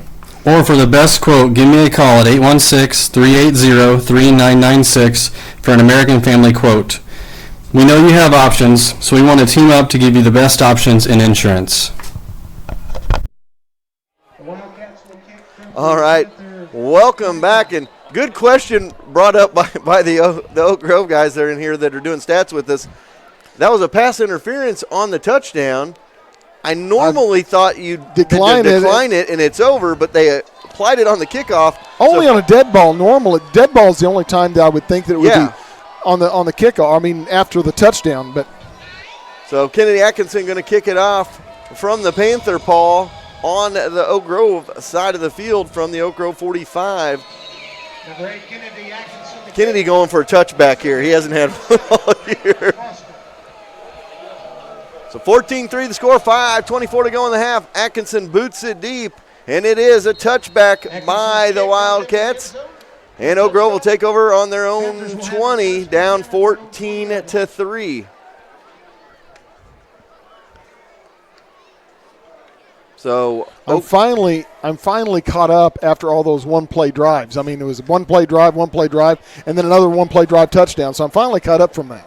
Hey. Oh, and here I know. Here goes Jerry, going to give me the violin. That's really doesn't care, but I know exactly what he was going to tell you. Get over it. 1st and 10, Oak Grove from their own 20. Spread it out. After all the motion out of the backfield, 2 wide receivers left, 2 to the right. Jones in the backfield. He's going to throw to the flats for Marsh. Marsh has it at the 20, 25, makes a guy miss. Looks like they may have a hold back at the 23, though, and bring this one back.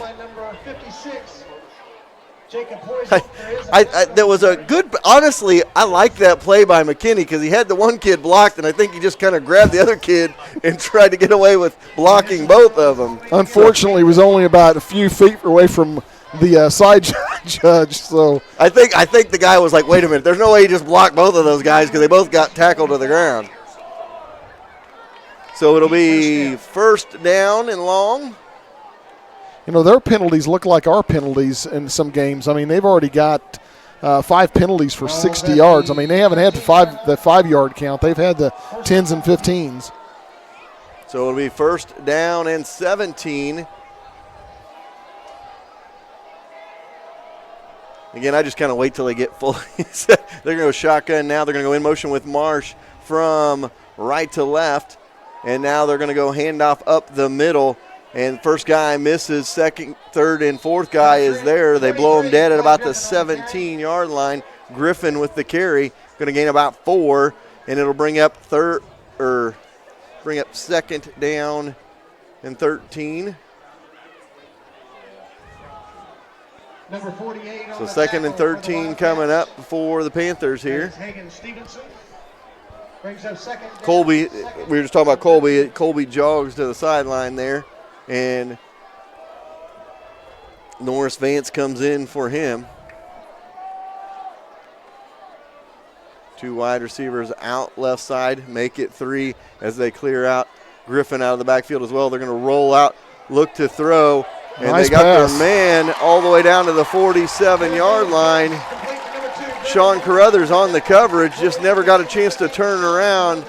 And that pass complete to Marsh, and that gets him up to the 47-yard line. Got to give the Cats defense a lot of credit, though. They've given up some big plays, but they haven't given up that big play into the end zone and have held Oak Grove to a missed field goal and a field goal offensively. Oak Grove's got 4 minutes to go here in the half. Try to get this one to a 4-point contest before halftime as they get the ball at half as well. McKinney out near side. Marsh out left side. Pistol formation this time. Handoff for Griffin. And Griffin goes through, barrels through. Going to have about 8. We'll see where they mark him, though. I think when it's all said and done, he's going to have about 7. On the tackle for the They're going to mark it up there, so it'll be an 8-yard gain by Griffin. 48, Hagan Stevenson, gain of 8, second and 2 So now. second and 2 coming up, down to the 45 of the Wildcats. Shift Marsh out to the right side as well with McKinney, and take Griffin out there as well. He's going to roll out to this side. Nothing fancy, but overthrows his receiver this time as McKinney had the coverage, was Percival, but Jones sailed that one. It makes it 3rd and 2. Clock.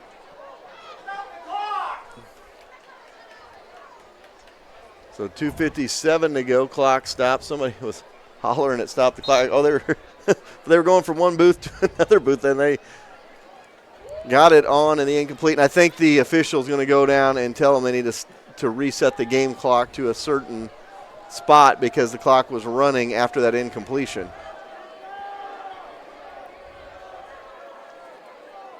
So 3rd and 2 coming up after the officials talk this one over.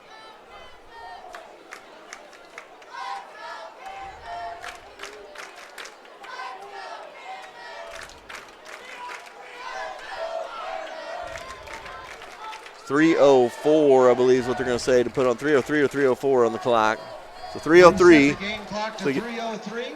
6 They will resume play. seconds added. And that's a thankless job, guys.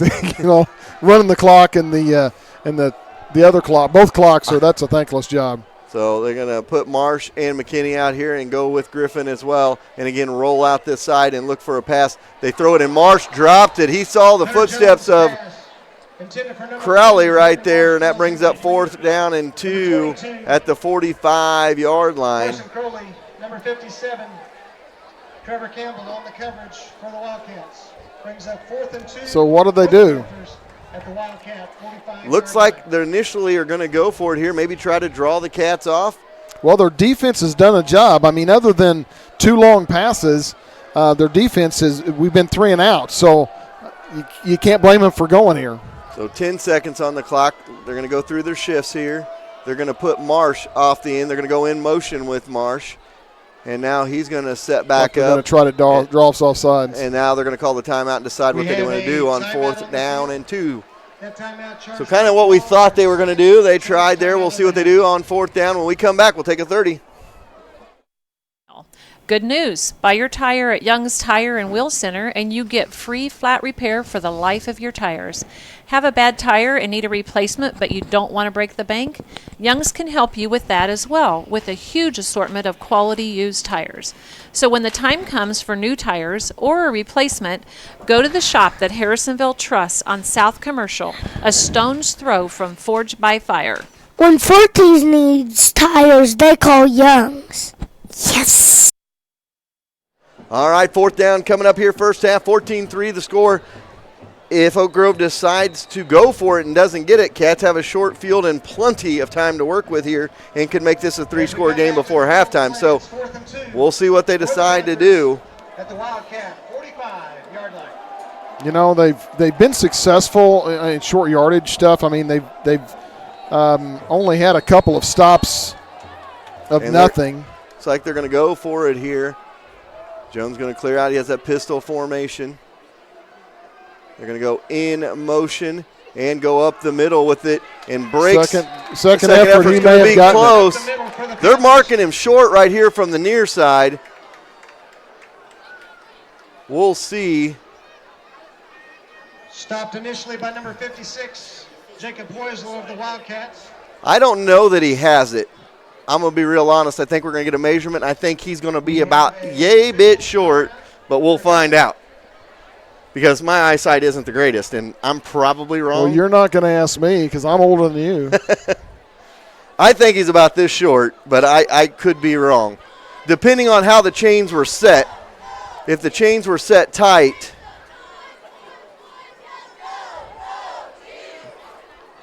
everybody, we're going through. We need that. This is where we need the Jeopardy song as we await them to set it here.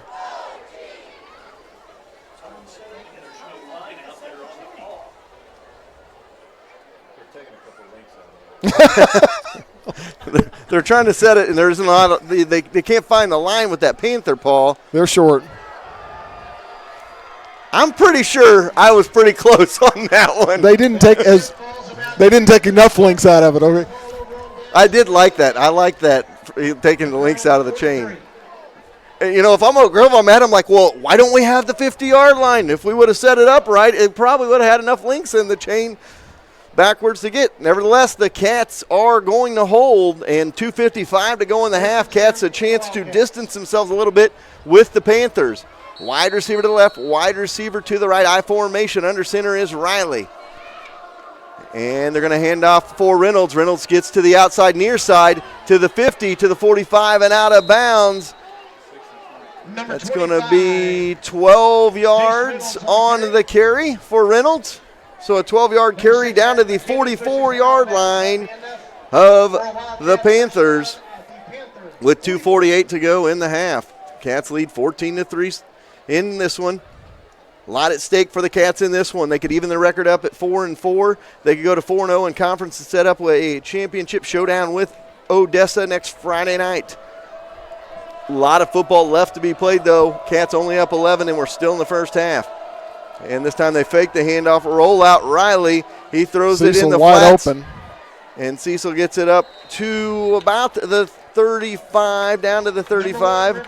Bring up a 2nd and 1 on a 9-yard gain. Something we haven't seen a lot out of Riley right there. Rolling out and passing, looked comfortable doing that. So brings up a 2nd and 1. Brings up a 2nd and 1 for the Wildcats.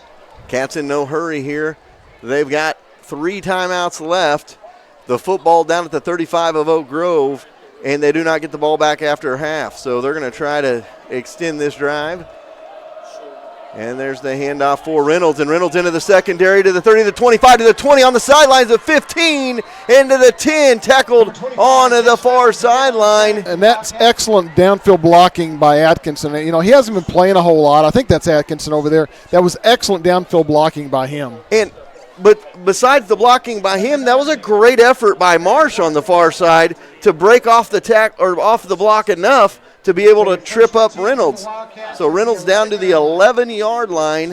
Is that a 20-plus yard gain there for Reynolds? And the Cats have a 1st and 10 down at about the 11.5. And they're going to hand to Reynolds. This time he comes to the near side, tripped up in the backfield. Good open field tackle. Reynolds about 5-yard loss on that one. Cats are trying to spread out with those sweeps to the outside and a good open field tackle. After the 5-yard loss there, brings up 2nd and 15 for the Cats at about the 24. 1:30 to go here in the half. You know, and the Cats thinking on this one is this is bonus points if we can score it, but they're also running the clock here. So I formation, 2 wide receivers far side on 2nd and 15.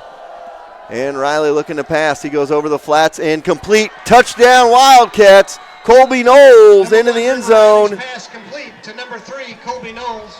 It's good for a Wildcat touchdown. So 17-yard touchdown pass from River Riley to Colby Knowles on the slant, and the Cats lead 20-3 with 1:13 to go here in the half.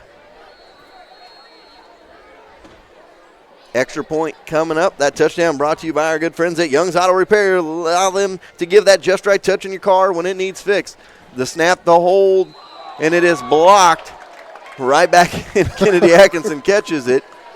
The PAT attempt was blocked by number 23, Clay Griffin. And that's not like at the college level where you can return that. They could have put that one in the end zone for 2. We'll take a timeout. Oak Grove 3.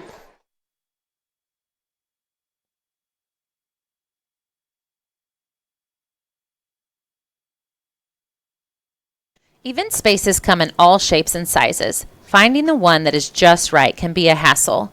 Not anymore. The Dickey Cottage is perfect for those extra large family gatherings, birthday parties, baby showers, and more. With a large kitchen to use, a giant dining room for everyone, and a living room area with a big screen, there is sure to be room for everyone to relax and feel right at home.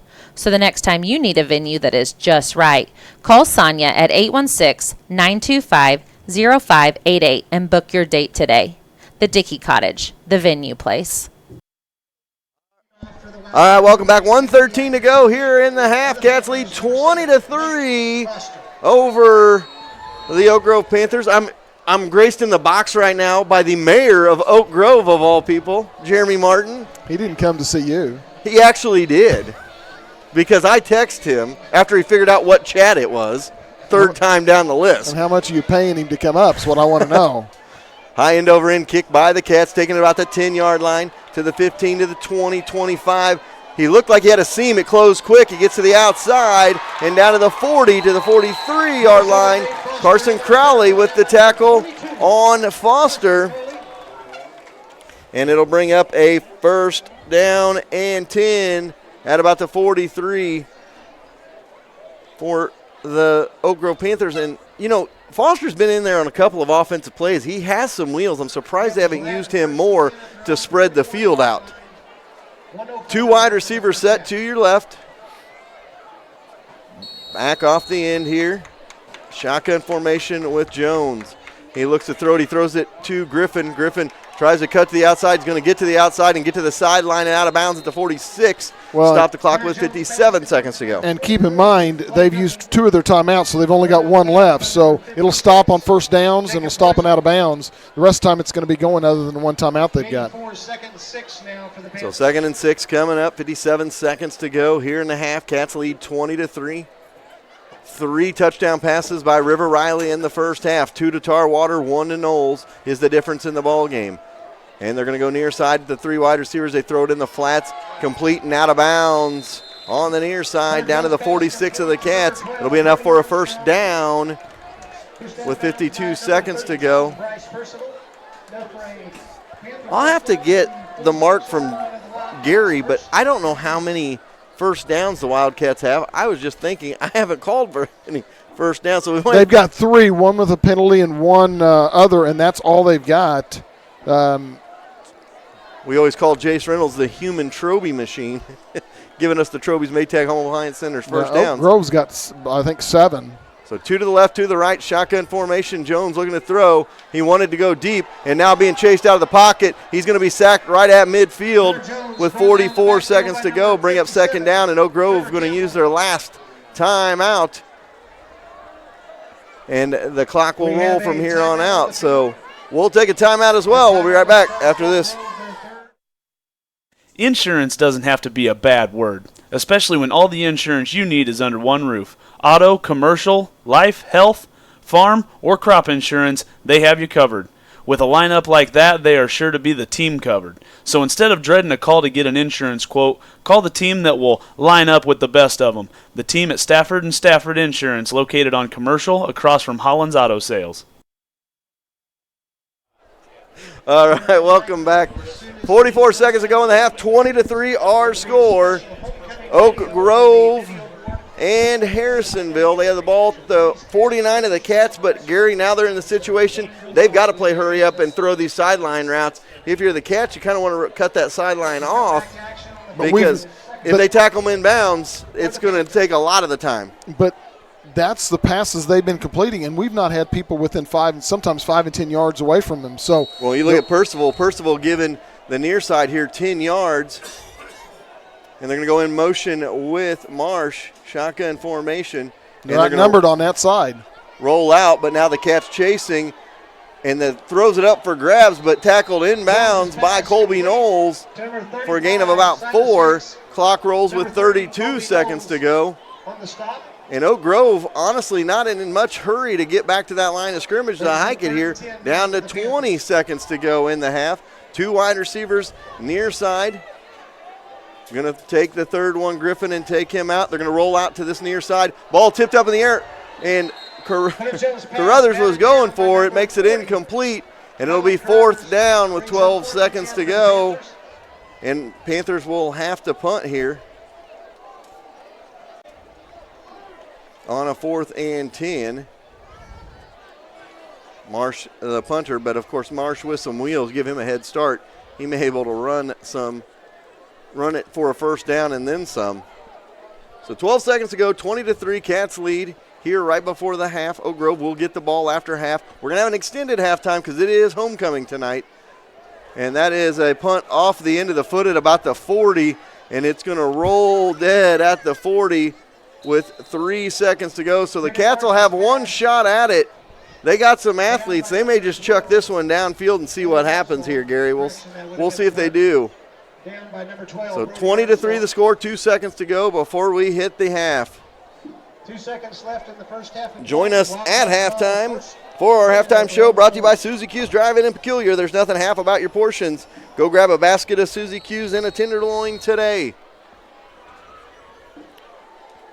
So we await the Cats from the sideline here.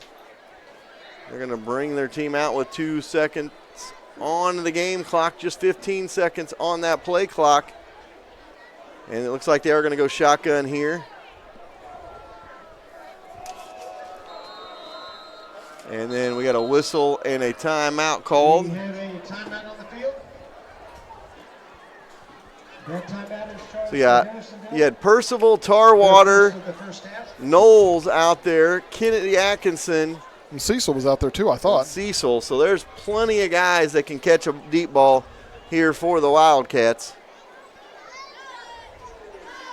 You know, and another thought is you get everybody spread out like that.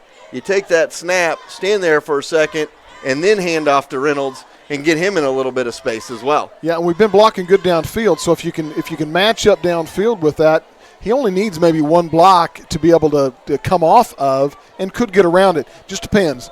You know, sometimes these plays with 2 seconds left end in a lot different fashion than we think. Well, you know, we talked about it. The Chiefs kind of changed the game a couple of years ago with spreading the field out when they had that Tyreek Hill play down in Dallas where they thought they were going to go Hail Mary, and they just spread it out real far and then dumped it off to Hill with a bunch of ball lockers. So a lot can be done here. It'll be 1st and 10 from their own 40. 2 seconds to go. This will be the last play of the first half. And they're going to throw it. And they throw it over the middle for pass Percival. Interference. And, wow, no flag. Coach Shanker is all the way out to the 40-yard line. That brings our first half of And we'll go to the half. Cats lead 20-3. One of the scariest things to do is to take your car to a mechanic. No reason to be scared when you have the best mechanics around right here in Harrisonville. Colby and the crew at Colby's Car Clinic are all ASE certified mechanics with the latest equipment to keep your vehicle running smoothly year in and year out. So don't be scared. Go to Colby's Car Clinic and take the fear out of getting your car fixed. Give Colby a call at 816-380-3000 or go see them in the big blue building behind O'Reilly's. Big screen. That's at Forged by Fire. If you're unable to make the journey to the game, stop in and watch the game with fellow Wildcat fans.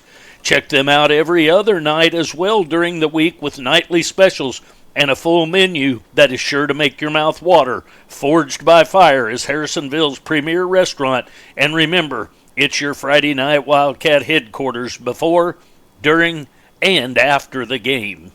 What is greater than 1? 2! That's right, now Show Me Auto Mall has 2 locations to serve you, one in Harrisonville and the north location in Belton. Chances are, that means the quality of used vehicle you are searching for is going to be at one of their 2 locations. With several financing options available, Show Me Auto Mall will get you in the vehicle you want without breaking the bank. So when it's time to trade that vehicle in, go see the gang at Show Me Auto Mall and let them show you the Show Me difference.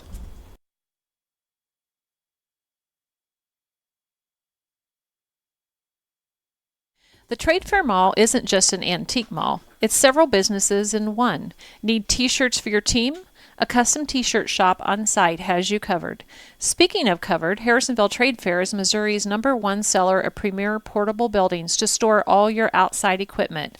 Design your own or buy one in stock for as little as $100 down and no credit check. While you are custom designing your premier portable building, snack on some delightful cinnamon glazed pecans, cashews, and almonds from the Nutty Bavarian. You need it, they probably got it. Harrisonville's Trade Fair Mall across from Sutherland's. What is one of your most precious commodities these days? Time. With kids' events, family events, and everything in between, time is precious. So why drive hours and spend an entire day to save $20? Shop local and find your home appliances right in Harrisonville at Troby's Maytag Home Appliance Center. They deliver and can service any issues that can arise. By doing that, you're putting money right back into the community. So stop wasting family time and go see the staff that treats you like their family at Troby's Maytag Home Appliance Center on Plaza Drive, right behind Hawthorne Bank. Well, it's football season, so that means cold weather is not far behind. It's time to drive on over to Young's Auto Repair to get your car ready for the winter. Flush the radiator, get an oil change, and make sure the heater is ready to keep your family comfortable all winter long. If something else may ail your car, bring it in. Let Young's diagnose the problem, get you back on the road. Young's Auto across the road from Young's Tire on South Commercial Street. Everyone needs a kickstart at about 2 o'clock in the afternoon. So go see the team at Sonic of Harrisonville to kick away those afternoon blues with an ice-cold soda full of caffeine to kickstart that energy. The best part, 2 to 4 p.m. is happy hour, so you can kick away the cobwebs for half price. And while you're at it, don't forget to grab an afternoon snack with some cheesy bites or jalapeno poppers. Also, go to the4ts.com and sign up for the Wildcat Kick Contest.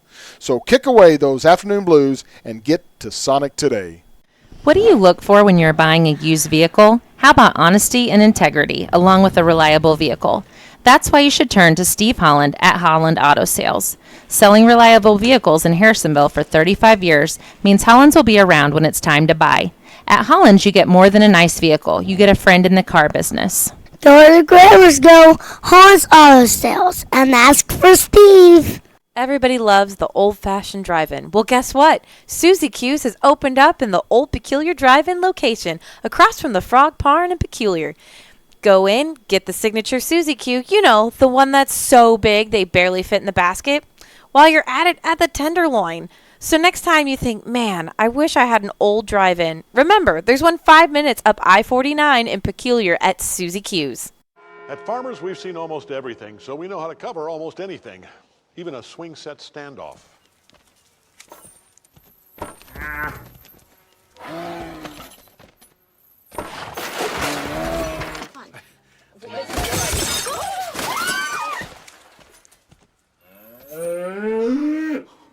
And we covered it. July 1st, 2015. Talk to farmers. We know a thing or two because we've seen a thing or two. We are farmers. Bum, bum, bum, bum, bum, bum. Farmers Insurance, Bradley Sainer, in the A-frame at 1808 North Commercial Street in Harrisonville. When it comes to your vehicle's maintenance, we know you have plenty of options. Sometimes so many options can make it hard to find an honest, reliable automotive shop.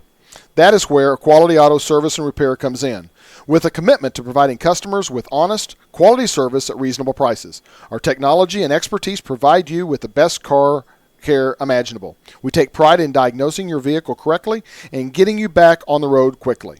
We are family owned and operated since 1995. For an appointment, call 816-380-7267. Quality Auto Service and Repair, building relationships through automotive service. It's who the Davidsons trust for auto repair. Does your lawn need some TLC? Owned and operated by 3 generations of Wildcats, Health Turf Farm is your local stop for sod and topsoil since 1971. Whether you need one roll of sod and a scoop of dirt or a whole truckload, we have you covered. A new home in your future? Give us a call, 816-540-2020, and set up a quote for new sod installation. Health Turf Farm is located between Harrisonville and Pleasant Hill and is open 8 to 5 weekdays and 8 to noon on Saturdays. We've all been there before, needed to deposit a check in our account but nowhere near our bank. That's where Hawthorne's Bank's mobile banking comes in. Simply open your mobile banking app, take a picture of the check, and presto, the check's been deposited. Hawthorne Bank has the big bank convenience with small town roots. So if you want a friendly, quick, and convenient service in a hometown bank, go see our friends at Hawthorne Bank next to Troby's on Plaza Drive. Every team has the same characteristics, including having each other's back. That's the motto the team at Schroeder Chiropractic lives by. With 2 chiropractors, 3 therapists, and an amazing office staff, they got your back. They will take care of your aches and pains and have you feeling like new in a warm, family-friendly environment. Schroeder Chiropractic has the community's back as well, being actively involved in bright futures in Harrisonville youth sports. Whether it's aches and pains or getting involved in the community, Schroeder Chiropractic has your back. Welcome back. It is halftime in Oak Grove, and your Harrisonville Wildcats lead it 20-3 over the Oak Grove Panthers. Cats looking to even the record at 4-4 and 4-0 in the MRVC, setting up a showdown with Odessa next Friday night at home for the MRVC West title. It's your halftime show brought to you by Susie Q Driving in Peculiar. Nothing half about their portion size. Go up and see them today and get a basket of Susie Q's in a tenderloin. Gary Davidson, Cats. Not a lot offensively, most of it coming on big chunk yardage, not a ton of offensive plays. I know we talked about it. I was like, we haven't talked about the Troby Maytag Home Appliance Center first downs, but they only had like 3 in the entire first half. So take it away with some stats. You're right. They only had 3, and actually, no, they did have 4. 3 on runs and passes and 1 with a penalty. They got 1 with a penalty. So they did have 4 first downs. Ended up only had 21 plays the whole first half, with 206 total yards of offense from line of scrimmage, 71 yards rushing, all by Reynolds, and a lot of that was tough rushing. Now, granted, he had a couple of big runs for 24 and 13, but the rest of them were very short runs. So he ended up having 10 carries for 71 yards. Pesic had 1 carry, but he didn't get anything. We had 135 yards passing, and actually just about half the plays. So we were talking about the balanced offense, and we did get that with, we had 3, 6, 8. So 8 passing, 10, 11 rushing, so pretty balanced offense. Had 135 yards of passing yards, 1 catch for 16 for Knowles. That was, if I recall, the 16-yard touchdown. Had 2 by Tarwater for 106. One of those was a 70-yard touchdown pass, and Cecil had 9, and Miller had 4. And both of Tarwater's receptions were for touchdowns. Absolutely, yeah. So, you look at it, what did we say in the pregame show in our keys to the game? We said the teeter-totter needs to be more even, and it was pretty even in that first half run to pass with the attempt-wise. Yeah, 11 to 9, or 11 to 10. So, that's kind of where I think they want to be, and they got some big plays. Jace hasn't broken that big run we're so accustomed to seeing every week, but he has done a pretty good job. But some of those runs come in the late in the game, third and fourth, later in the fourth quarters, because you wear down the defense with some of those runs. We had 9 minutes and 30 seconds of offense, or approximately that, with a total of 206 yards offense. On the encounter on Oak Grove's side, they had 148 yards of total offense, controlled the line of scrimmage pretty much as far as time of possession with 14:30, with 40 yards at rushing and 108 yards passing. Going down the scoring real quick, with 6 minutes and 8 seconds left in the first, a TD reception from Riley to Tarwater, 70 yards. Conversion was good, made it 7 to, at that point in time, 7-3, because that just came off of the field goal that Oak Grove had made at 6:50 in the second. Well, no, it was 7-0. Then don't be laughing at me. In the second, 5:24 left, 36-yard touchdown reception by Tarwater again.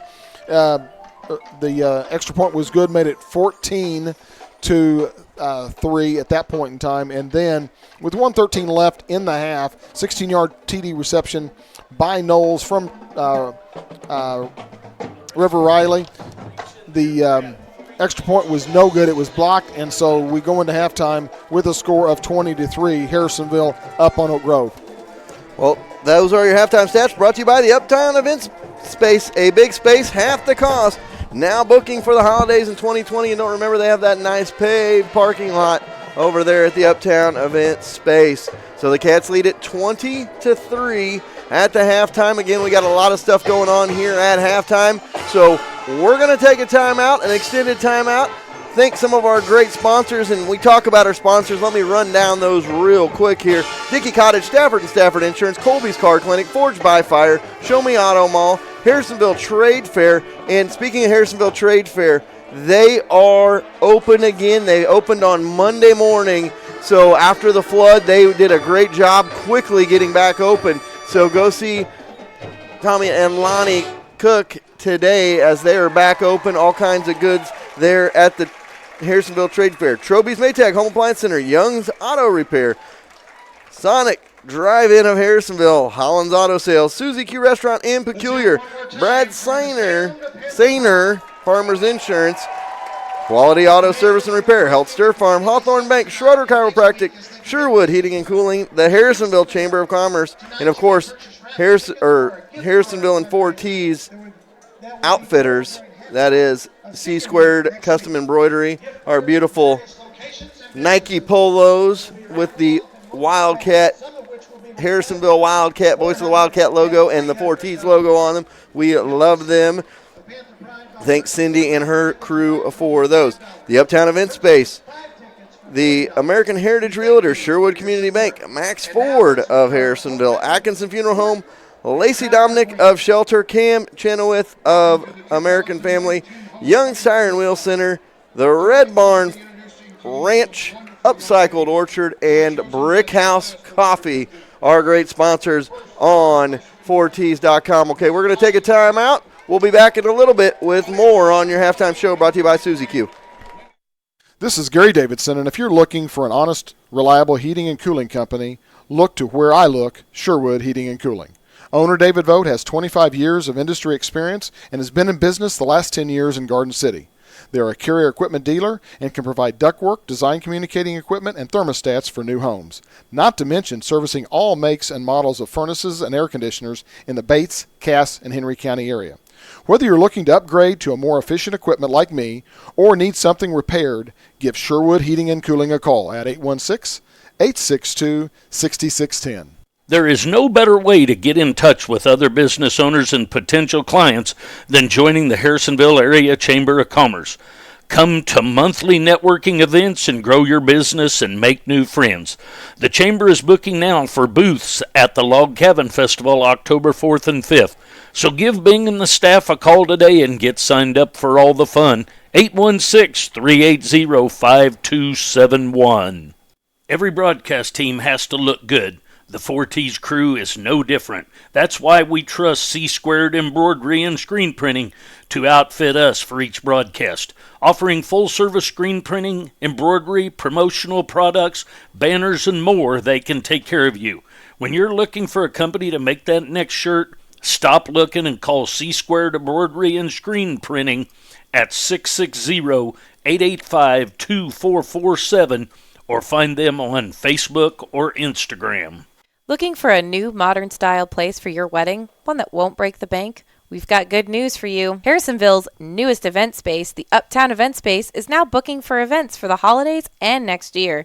Located across from the Old Cass Medical Center, there's ample parking and space for your next big party, complete with private rooms for the bride and groom to get ready, a kitchen area, and a full catering available. It's time to go to Uptown and book your next event today.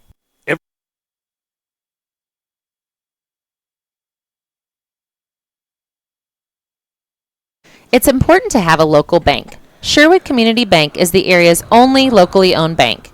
It's nice when your local bank is also up with the times and provides you with internet banking and a mobile banking app.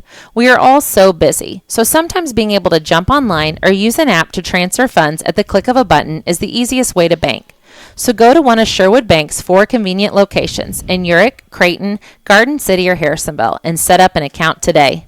And don't forget to download the Sherwood Bank app. Want the best deal from the best dealership? Max Motors Ford, right in Harrisonville, Missouri. We make deals the others won't. More for your trade, less for your new one. Worth the drive from anywhere. We will beat any competitor's offer on a new vehicle by $500 or give you $500 and a tank of gas. With a great selection of over 800 vehicles priced at or below dealer cost. Come see why Max Ford in Harrisonville is the easiest place to buy a car. Visit us at the corner of 71 and 291 highways or shop maxford.com. Proud to sponsor our Harrisonville Wildcats. Atkinson Funeral Home and Cremation Services have been serving families in the area since 1929. The Atkinsons take great pride in being members of the community. They will soon graduate a 4th-generation Wildcat, and with this kind of commitment to Harrisonville, you know Atkinson Funeral Home will be there for you. As always, they are proud supporters of the Harrisonville Wildcats. Hi, I'm Lacey Domnick. Hi, I'm Cameron Chenoweth with American Family Insurance. And as I was saying before I was cut off, I'm Lacey Domnick with Shelter Insurance. As you can see, we're both competitors off the field. However, since we're Harrisonville alums, we both still love the Wildcats and this community. So if you're looking for hometown insurance from your hometown agent, give me a call, Cameron. No! Give me a call at 816-380-2700 for a shelter insurance quote today. Or for the best quote, give me a call at 816-380-3996 for an American Family quote. We know you have options, so we want to team up to give you the best options in insurance. It's happened to all of us. We buy new tires and a week later we run over a nail. Good news. Buy your tire at Young's Tire and Wheel Center and you get free flat repair for the life of your tires. Have a bad tire and need a replacement but you don't want to break the bank? Young's can help you with that as well with a huge assortment of quality used tires. So when the time comes for new tires or a replacement, go to the shop that Harrisonville trusts on South Commercial, a stone's throw from Forged by Fire. When 14 needs tires, they call Young's. Yes! Hi, I'm Lacey Domnick. Hi, I'm Cameron Chenoweth with American Family Insurance. And It as happened to all of us. We buy new tires and a week later we run over a nail. Good news.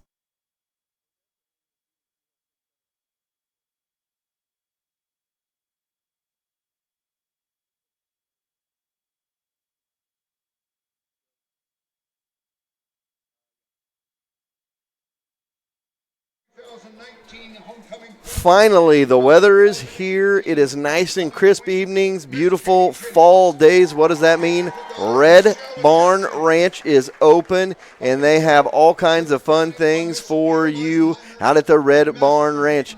Remember, they got the new slide this year in the green, in the old grain truck, the 1961 grain truck. They also have the best slide out there, out of the silo. I love that slide. The kids love that slide, and it is a blast. You can also decorate pumpkins. You can go in the big corn patch, or the corn. It's a corn box, basically, like an old sandbox, but it's corn. All kinds of things out there. They're open on weekends, Fridays as well. That is the Red Barn Ranch.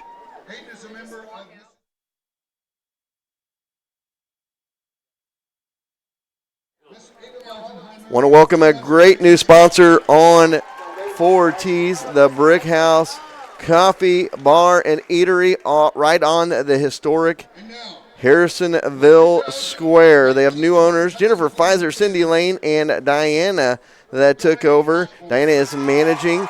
They have online ordering app that's going to be coming up soon, hopefully in the next week or so. More sugar-free options, an event space in there that you can rent space for. Also have some evening events that are going to be coming up. The Brick House Coffee, Bar, and Eatery, we like to get up there and see them. They have great food as well as the coffee. Go see them, see the new owners. Thank them for keeping that on the square. And, guys, let's start going and seeing them at Brick House Coffee.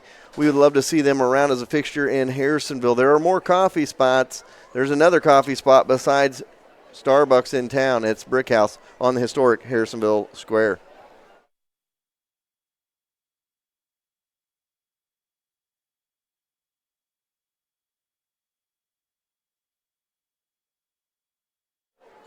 If you're north of town, you may go to the Red Barn Ranch. If you're south of town, there's a great family-friendly place to go for pumpkins and fall decor and fall fun, and that is Upcycled Orchard just south of Harrisonville on 7 Highway towards Clinton. It is catty corner to, or cattywampus as some people like to call it, the old school folks like to call it, from the farm, and they have stuff over at the farm as well.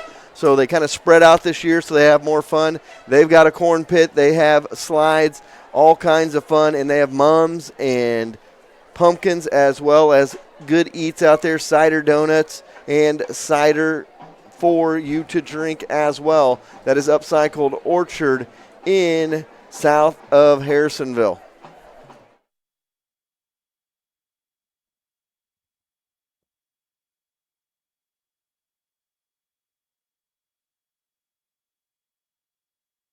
Event spaces come in all shapes and sizes. Finding the one that is just right can be a hassle.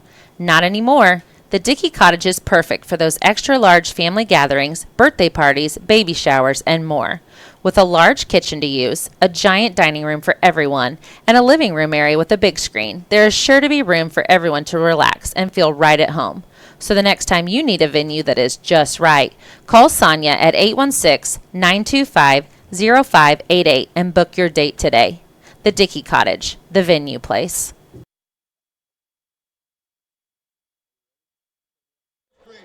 All right, you guys are seeing some good plays on the screen right now. In that first play, we loved that one right there. That was Morgan Salamaya, the former Wildcat graduate, playing at Arrowhead Stadium last weekend. Jerry, Gary, and I got a chance to go up, had media credentials for the game. And, Gary, that was probably the fun. We were like kids in a candy store up there at Arrowhead. But the best part of that was we got to go watch Morgan, who's now a junior at Pitt State and a captain on their defense, play really well against Northwest. He didn't want you to talk.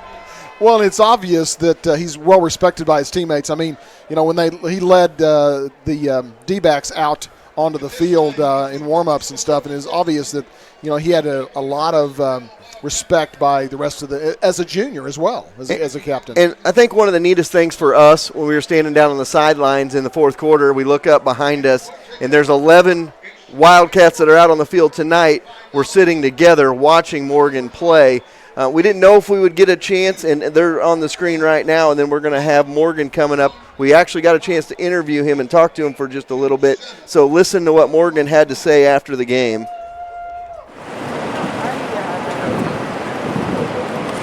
Of course, we got hugs as well, so that was fun. That was fun for us to see him after the game. And we'll talk to Morgan here. We'll let you guys listen to that. Tell me, what was it like playing on Arrowhead Stadium?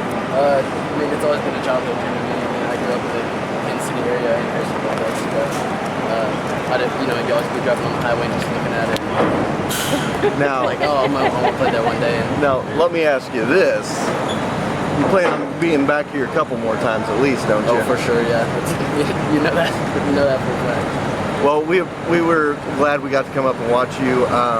One of the neat things for us, okay, you being a little Wildcat back in the day, you looked up to all those kids that were in high school. Yeah. There's 11 Wildcats out there today watching you. What does that make it? What does that feel like to you? What does it make you feel proud or? Yeah, it's I guess, I mean, it's like me looking up to the NFL guys, like, you know what I mean? Yes. And so I want to be where you're at one day, and maybe they're looking at me like I want to be there one day at the next level again. Those high school kids, they look up to the college kids, you know, they look up to Morgan Salamaya. You know, a lot of those kids shared the field with you just 3 years ago. So I think it's one of those stepping stones. They look at it like, you're here, we want to be here next. It's awesome. Well, Morgan, it's always a pleasure. Hopefully I get you guys back here next year. Oh, for sure.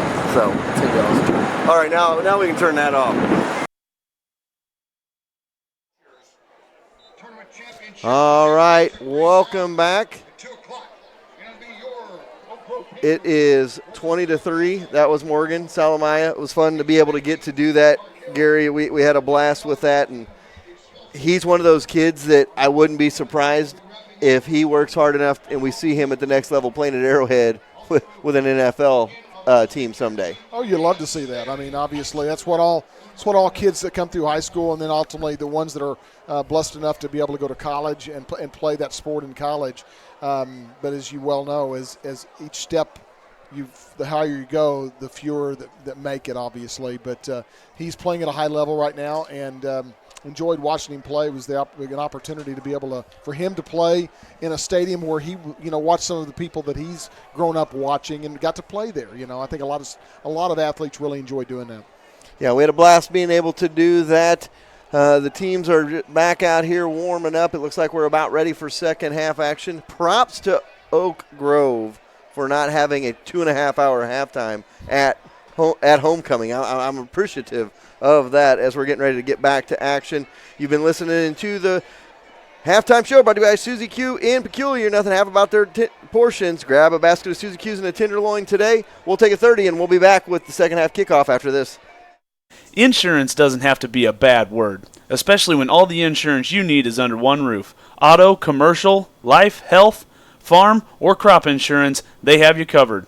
With a lineup like that, they are sure to be the team covered. So instead of dreading a call to get an insurance quote, call the team that will line up with the best of them. The team at Stafford & Stafford Insurance, located on Commercial across from Holland's Auto Sales. One of the scariest things to do is to take your car to a mechanic. No reason to be scared when you have the best mechanics around right here in Harrisonville. Colby and the crew at Colby's Car Clinic are all ASE certified mechanics with the latest equipment to keep your vehicle running smoothly year in and year out. So don't be scared. Go to Colby's Car Clinic and take the fear out of getting your car fixed. Give Colby a call at 816-380-3000 or go see them in the big blue building behind O'Reilly's. Cats went 1-2 in soccer this week, and they lost in PKs to Excelsior Springs and lost today to Waynesville 4-2. Here comes your kick of the second half. Those soccer seconds brought to you by Schroeder Chiropractic in Harrisonville. And Oak Grove going to take it up to about the 38 to start the second half as we are underway after that Young's Tire and Wheel Center kickoff. So second half underway. Oak Grove needs a score in the worst way here to start the second half to get back in this ball game. Down by 17 in this one, Gary. Yeah, and the Cats need to stop. So, I mean, obviously we want to see a 3-and-out here, and we want to get the ball and be able to go down and score again.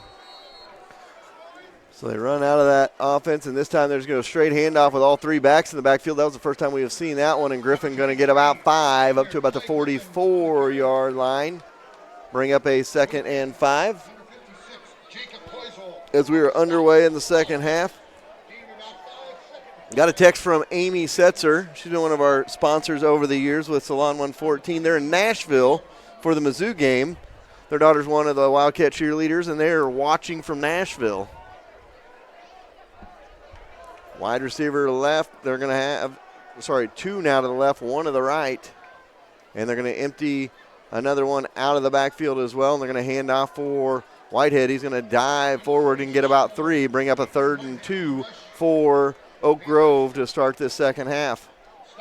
Ball at their own 46 here, 3rd down and 2, south to the north goes Oak Grove in this third quarter, which I was shocked that they took this one in the third.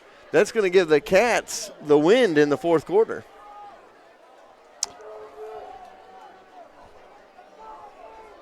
Wide receiver flanked way outside of the right side. The Cats had the option of which way to go, so they wanted to receive, so the Cats had the option of having it in the fourth. So they're going to go to the outside. Marsh.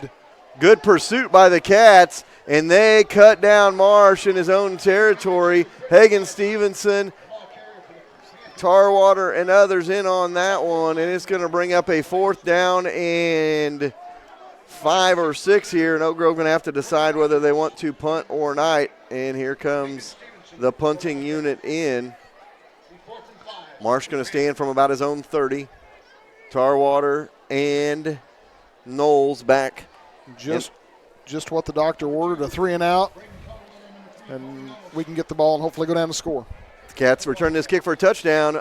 Bobby Owen will win a $120 Sonic gift card in the Sonic kick return contest. Cats going to get away from it, though, as it bounces dead at about the 23-yard line, and that's where the Cats will have their first drive of the second half.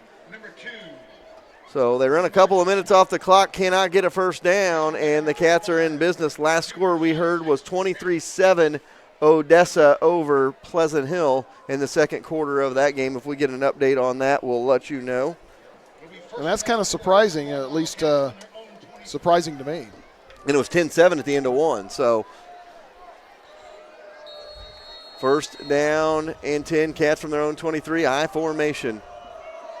Cecil to the left, Knowles to the right. Handoff for Reynolds. Reynolds is going to get a couple. Bounces forward. They're going to give him about 3 on that one. Going to bring up 2nd down and 7. This is, the patented time we see Reynolds take over. Only 74 yards on the night. We got to talk about Jace Reynolds a little bit here in the game. I'll pull up an interesting picture I saw of Jace on Facebook, and we'll have to give him a hard time. We got to razz him a little bit. He's got 1,200 yards on the year. And here we go on the handoff, Reynolds, and nowhere to go. He's cut down in the backfield, gets back to the line of scrimmage for no gain. Brings up 3rd down and 7 with 9 minutes to go here in the third quarter. And we'll pop this up on the screen real quick. That is your leading rusher for the Wildcats up there in the corner with that curly hair. I think he might have permed it. His dad said that him and Carly, his sister, would fight over the bathroom back in the day. That is Jace Reynolds back in junior high. So back to action here. 2 wide receivers out to the right side. And rolling out is Riley. He's going to throw it. He throws it deep. He's got Knowles. Knowles tries to come back for it, and it's incomplete, falls incomplete, and the Cats are going to have to punt. He got a little greedy because he had the first down. Down in distance, sometimes you got to think about that. He had a first down, but he went deep. But there is a flag on the play, so hopefully we'll maybe get a holding call and get a first down. And it is a hold on the defense.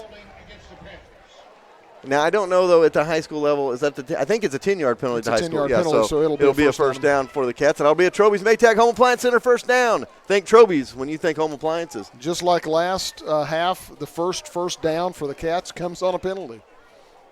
So moves it up to the 36-yard line, so the Cats breathe new life, and that was not a mistake that Oak Grove wanted to make early in the second half. So 8:29 to go. It'll be far hash this time. Cats go out of the huddle and have to run to the other side. Riley under center, Pesic and Reynolds in the backfield. Wide receiver left, wide receiver to the right.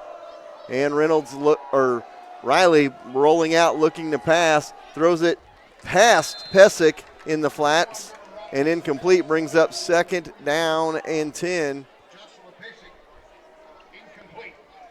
River just been a smidge off tonight, and a couple of those long touchdowns even kind of were jump ball situations. So that one just a little bit too much for Pesic there.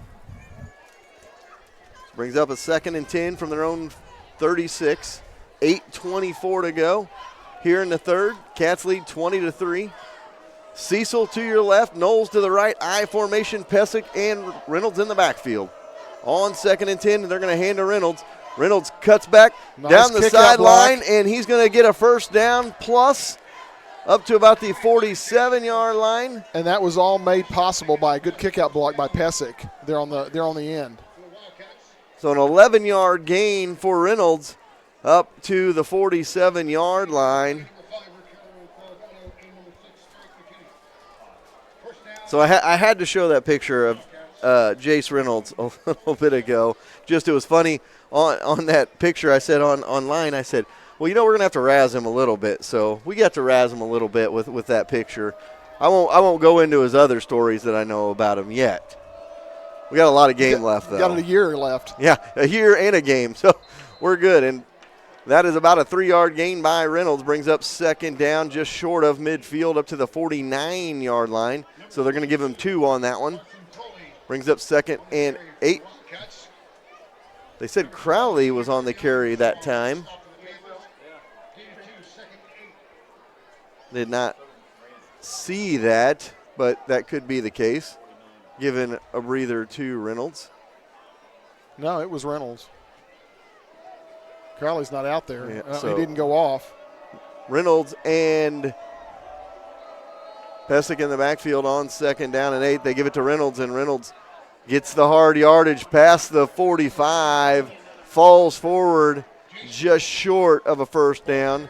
7-yard gain for Jace, and it brings up 3rd and short. Cats going to – looks like the Cats might spread it out here on 3rd and short, as I saw both Tarwater and Percival come into the game. So we'll see what they do on 3rd and short here. Well, and sometimes they'll screen with Percival as well, too. So they do spread it out. Shotgun formation. Reynolds in the backfield with Riley. 3 wide receivers left, 1 to the right. They floated out there for Percival, and that's the call. He had it right at the sticks, but it's going to be close.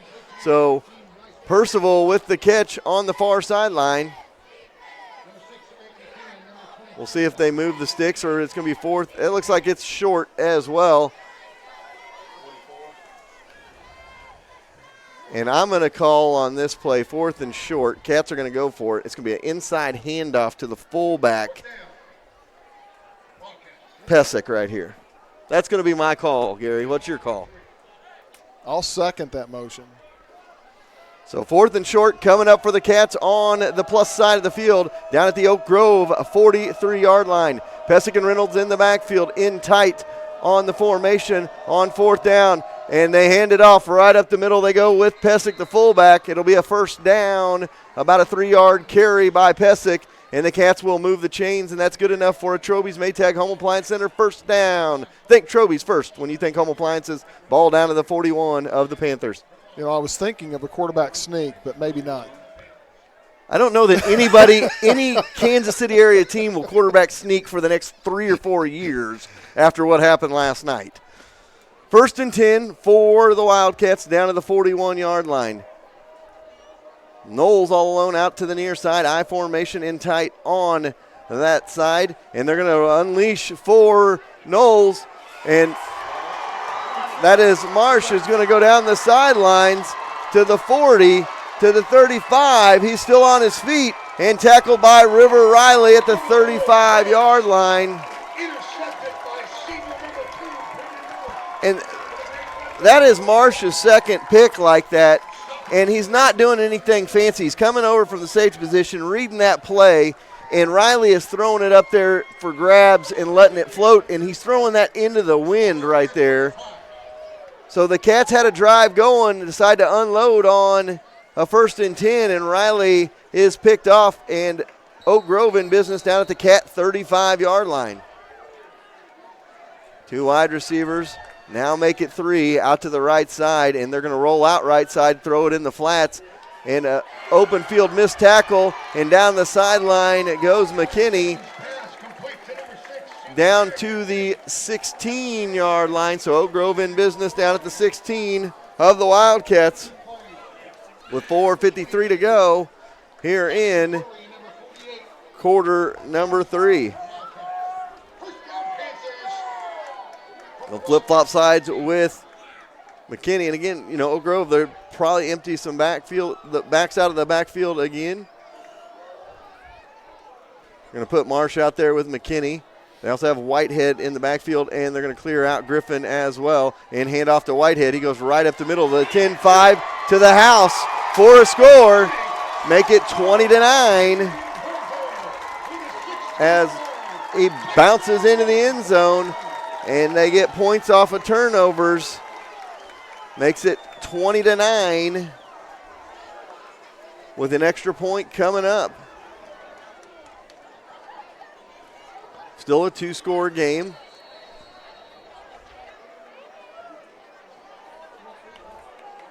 Delgado with the kick. It is up. It is good. And it's a 20-10 score with 4:30 to go in the third. We'll be back. There is only one place in Harrisonville that you can see every Wildcat game, home or away, on the big screen. That's at Forged by Fire. If you're unable to make the journey to the game, stop in and watch the game with fellow Wildcat fans. Check them out every other night as well during the week with nightly specials and a full menu that is sure to make your mouth water. Forged by Fire is Harrisonville's premier restaurant. And remember, it's your Friday night Wildcat headquarters before, during, and after the game. All right, 4.5 to go in the third quarter.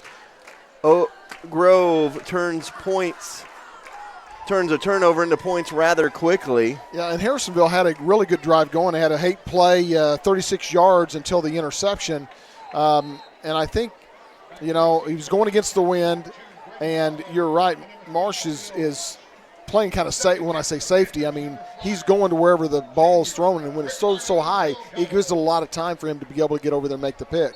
And so that's twice he's been able to take up ground and get over and intercept the ball. So, Sonic kick return contest coming your way. Bobby Owen will get a $120 kick or gift card if the Cats return this kick for a touchdown from Sonic of Harrisonville. And this one is not going to be returnable. And it'll be 1st and 10 Cats from their own 20-yard line. So important for the Cats to get points here, up 20-10. I'd expect to see a lot of Jace Reynolds in this drive. Odessa firmly in control, 43-7 the score in the second half of that ball game. Thanks to that information from Ron Allschlager. 1st and 10 from their own 20 for the Cats here, leading by 10 in the third quarter. Cecil to the left. Knowles to the right, I formation. Under center is Riley. And he's going to hand off for Reynolds, and Reynolds breaks the first contact and makes a miss. A gain of about 8.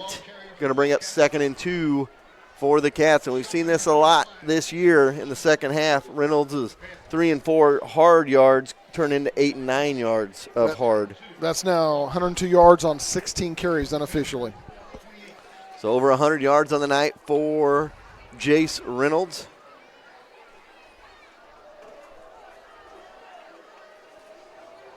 Cats stick in the I formation here on 2nd and 2, and they hand off to Reynolds, and Reynolds is bottled up in the backfield and taken back. Fumble.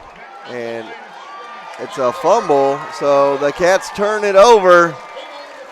And Oak Grove, has a chance to make this a 3-point game with the ball deep in Cat territory down to the Wildcat 27-yard line. So turnovers haunting the Cats here in the third. If Oak Grove can score here, it'll be a 3-point game, and we're not yet to the fourth quarter.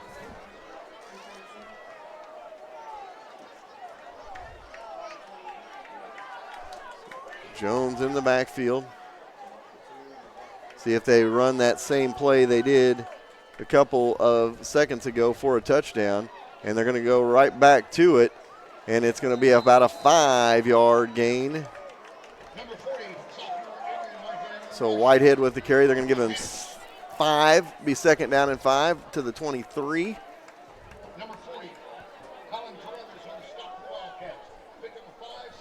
So second and 5 for the Panthers here. This is where the Panthers are starting to feel a little momentum switching their way. They can get this to a 3-point game with a touchdown right here. Well, last 2 possessions started in Harrisonville territory, the 35 and now the 28. So going to go empty backfield. And they're going to go in motion with Foster. They're going to fake the handoff to Foster, go right up the middle. Brody Rogers, the first one there. And it will bring up a 3rd down and 5. So you got to figure for the Cats, they're thinking they can hold to a field goal attempt or a field goal. It'd be a 7-point game. It is still a 2-possession game right here. And Delgado 1 for 2 on field goals tonight. So 3rd and 5 coming up. McKinney to the near side. Big stop right here. Marsh going to go out. They're going to have Whitehead off the end. They're going to go in motion with Foster, and he's going to carry it this time to the outside. He gets inside the 20. He's going to have a first down inside the 17 to the 16, and that'll move the chains. And, you know, I talked about it in the first half. I'm surprised Foster hasn't gotten more carries for Oak Grove as he has got some speed to the outside. So 1st and 10 down to the 17. We're here late third quarter, 2 minutes to go in the third quarter. Cats lead 20-10. Oak Grove knocking on the door. Kenny flanked out right side. Marsh going to be to the left side. Whitehead off the left end. In the backfield is Griffin. They're going to hand it to Griffin inside the 15-10. East of the house for another score, and it's 20-16. Griffin with the 17-yard touchdown run. One of the Cats on the field right there. Not sure who that is.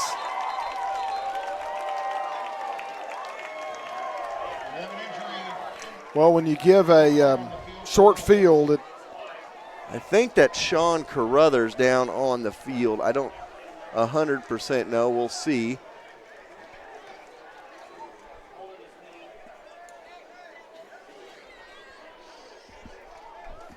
So I think that is Sean, but I'm not 100% sure. We'll wait until we get confirmation. But a Wildcat is down on the field. It's 20-16 now with 1:33 to go here in the third quarter, and Oak Grove has made this a one-score game. Good news for the Cats that they got that extra touchdown towards the end of the first half, made it 20-3. Yeah, I think you're right. It is Sean, I believe. They're working on his knee down there. Hopefully maybe he caught a helmet to the knee. Just got it dinged. And I know now that it is Sean because guess what? That's his twin brother that came over to kneel down with him in Colin Carruthers. So Colin over there with Sean. Hate to see that for the Wildcats. But also with Sean down there, it's also awesome to see your brother come over there and be right there next to you. Once choked me up a little bit. You sit there and look at that. So we're going to take a timeout. Cats injury on the field. We'll be back. What is greater than 1? 2. That's right. Now Show Me Auto Mall has 2 locations to serve you. One in Harrisonville and the north location in Belton. Chances are that means the quality of used vehicle you are searching for is going to be at one of their 2 locations. With several financing options available, Show Me Auto Mall will get you in the vehicle you want without breaking the bank. So when it's time to trade that vehicle in, go see the gang at Show Me Auto Mall and let them show you the Show Me difference. You need multiple things for a project at home, but don't want to go all over the city to find it? You need to go see Tom and Lonnie Cook at the 38,000 square foot Trade Fair Mall. Over 200 booths with Amish-made jelly, new and used furniture, antiques, toys, and a little bit of everything you can think of. Harrisonville's Trade Fair Mall can be your one stop for everything. Whether it's your first time to Harrisonville or you have been here for years, the Trade Fair is definitely a see it to believe it type of place, right across the street from Sutherland's.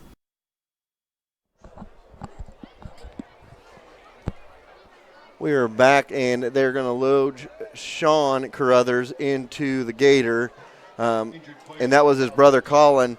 And you know, my wife's at home watching as well. She had Sean and Colin in class, so we've gotten to know those boys over the years. So hate to see that. He's been the starting free safety for the Cats most of the year, and his brother over there to give him a hug. That just makes me just, you know, chokes you up knowing that those two are brothers, twin brothers, do everything together. So, whew, those are one of those moments as a parent with kids close in age. You just see something like that. Pretty awesome to see him be over there for his brother. And the extra point coming up. It's 20-16 as we get back to football here. Oak Grove a chance to make this a field goal game with the extra point. Delgado back there for the extra point once they get the Gator over here on the near side off. We'll have the extra point attempt.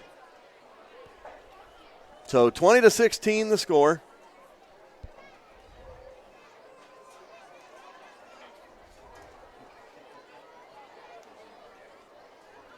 Pretty sure it was the knee. He was not moving it a lot as they take him off the field here. So 20-16 the score. We await the extra point from the Panthers.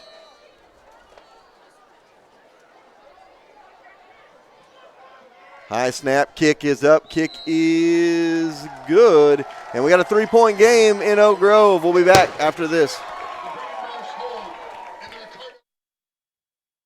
What is one of your most precious commodities these days? Time. With kids' events, family events, and everything in between, time is precious. So why drive hours and spend an entire day to save $20? Shop local and find your home appliances right in Harrisonville at Troby's Maytag Home Appliance Center. They deliver and can service any issues that can arise. By doing that, you're putting money right back into the community. So stop wasting family time and go see the staff that treats you like their family at Troby's Maytag Home Appliance Center on Plaza Drive, right behind Hawthorne Bank. All right, 20-17 our score. 1:33 to go here, third quarter. Oak Grove has climbed back to within 3 on the power of 2 turnovers, a fumble and an interception by the Wildcats. Delgado set to kick this one deep to the Wildcats. Kickoff brought to you by Young's Tire and Wheel Center. Kick all those old tires to the curb. Go see Young's Tire and Wheel Center for new tires. High end over end kick, and Knowles going to let it bounce, and through the end zone it goes. Cats will have the ball at their own 20 with 1:33 to go here in the third quarter. Cats have got to get a solid drive put together here, Gary. Yeah, and they had one going the first time with an 8 plays, and they covered 36 yards before the interception. Couldn't really see what happened. It looked like when Reynolds went into the line that time, it was all bunched up, and some way they came out with the ball on that on the last series. So yeah, we need a long drive and to end with a touchdown here. Cecil Knowles out to the left side, I formation in the backfield. They're going to give to Reynolds, and Reynolds cut down for a 5-yard loss. And it brings up 2nd down and 15. Oak Grove has been living in the backfield here this last couple of plays.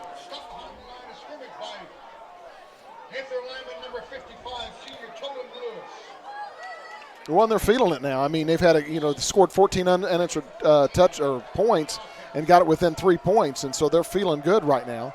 So 2nd and 15 coming up, 2 wide receivers out left side. And again, they're going to hand off for Reynolds, and Reynolds gets back to the original line of scrimmage, maybe an extra yard. It will be 6-yard gain, bring up 3rd and 9 for the Cats from their own 21-yard line. So the clock rolls here with 40 seconds to go in the third quarter.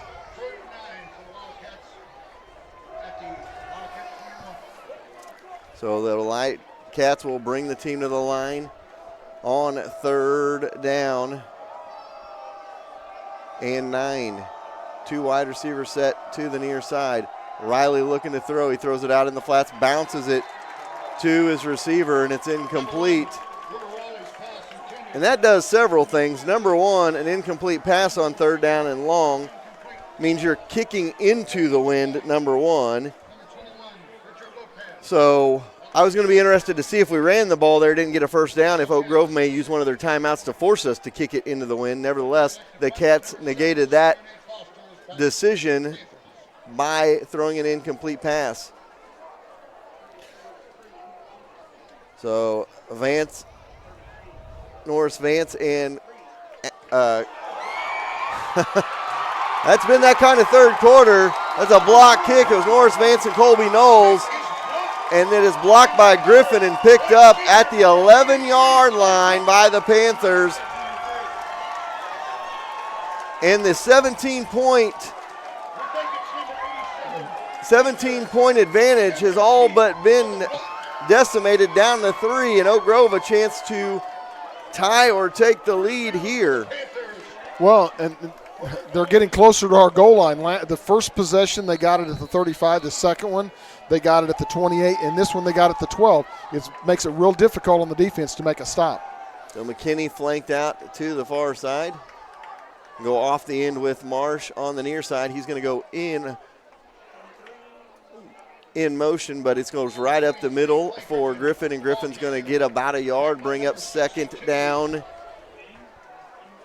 Looks like they're giving him a yard. It'll bring up second down and 9, and that'll end the third quarter. So we go to the fourth quarter. Oak Grove a chance to regain the lead, one they haven't had all night. We'll be back after this.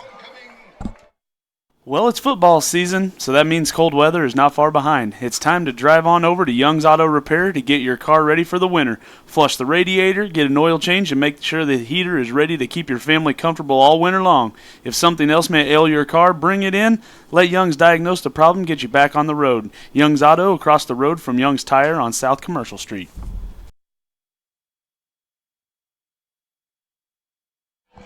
Welcome back, your scores. We head to the fourth quarter. Wildcats lead 20-17, but Oak Grove has had 2 turnovers and a block kick in the third quarter, and they're looking to either tie or take the lead here as we go into the fourth. 2nd and 9 coming up for Oak Grove from the Wildcat 11-yard line. Looks like they're taking Carruthers off the field. Don't know if they're going to – well, there was 2 ambulances over here. So now there's only 1, so my assumption is they're probably bringing the ambulance over here to take him to the hospital to check out his knee. So hopefully he'll be okay. So 2nd and 9 coming up. McKinney to the near side. Jones in the backfield with his 3 running backs back there. See how many clear out of the backfield. They've been bringing 2 more over to this right side as well. This time they're going to go off the end.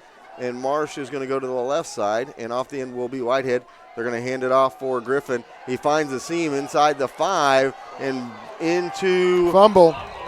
Oh, wow. It'll be a touchbacker at the 1-yard line. They're going to talk it over here. So it is a touchback, and the Cats are going to have it at their own 20. So that's the best case scenario for the Wildcats there. Oak Grove a chance to tie or take the lead, and the Cats get a turnover at the goal line. So far the Cats have avoided disaster, and they still lead by 3. They need a drive here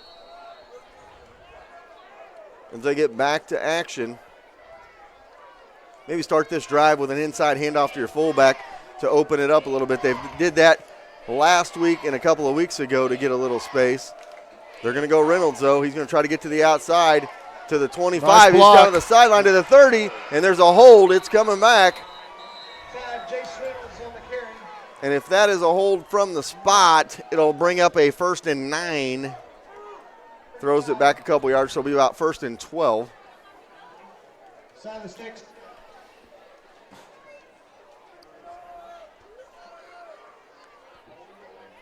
We have a holding. Well, we have cut down on the penalties. That's only our 2nd penalty of the night. They've done a great job the last 2 weeks they have on done. that. Well, until I mentioned it last week. Yeah, way to go, Gary. Oh, sorry. It'll be first down for the Cats. It'll be 1st and 12 on the spot foul penalty. It'll be Wildcats ball, 1st and 12. On the near side hash. Negates a good run by Jace Reynolds. Knowles going to be out to the far side. Cecil to the near side. I formation. Riley under center. And here we go up the middle, and then to the outside goes Reynolds, and another hold. Number 25, Jace Reynolds. On the carry, pushed out of bounds by number 35, Silas Hicks. Again, a flag on the play. Gary's good at this. He mentioned it last week, and we had about 4 penalties in a row. This week he mentions it. Against the Wildcats. So it'll be 1st down and long for the Cats. We'll see where this pushes them back to. It'll be a 10-yard mark-off. That'll push them back to Wait a minute. He's got to move back this way a little bit. He started marking it off about 5 yards too far to the south. So it'll be at the 11, I believe. So it's 1st and 19 now. Placed at the 11-yard line. 1st and long. So 1st down and 19 coming up.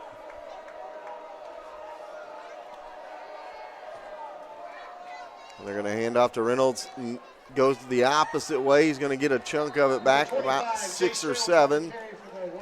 See where they mark him, about to the 17. Mark it to the 17, so a 6-yard gain by Reynolds brings up 2nd down and about 13. 2nd and 13 now for the Wildcats. So they turn 1st and Lone Jack into 2nd and long. Wide receiver to the left, wide receiver to the right. Riley under center on 2nd down. And he's going to hand to Reynolds, and Reynolds goes nowhere. They bottled him up quickly. And it brings up 3rd down and 11.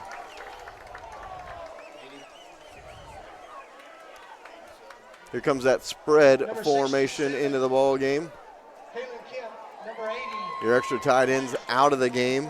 Riley has the play over at the sideline. And the only thing I don't like about this situation on this 3rd and long, you run it on 1st and 2nd down and get nowhere after the penalties. Oak Grove knows what's coming right here. So 3 wide receivers set to the far side on the right side. 1 to the left is Cecil.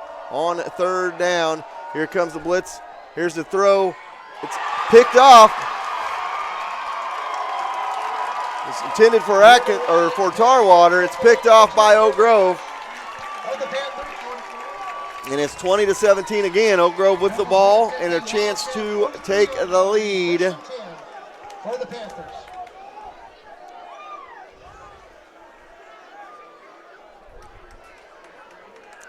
The difference in the passes from the beginning of the season to now, Gary, is there's not any steam on his passes. He's throwing them up for grabs and not throwing them downfield like he did early in the year. Whitehead off the end. Marsh goes out to the left side. Right side is McKinney. Running back in the backfield is Griffin. They're going to hand off to Griffin, and a good open field tackle by Hagan Stevenson on the far side and limits him to a 1-yard gain. Bring up 2nd down and 9 to about the 42-yard line. Under 10 minutes to go here in the 4th, and the Cats lead 20-17.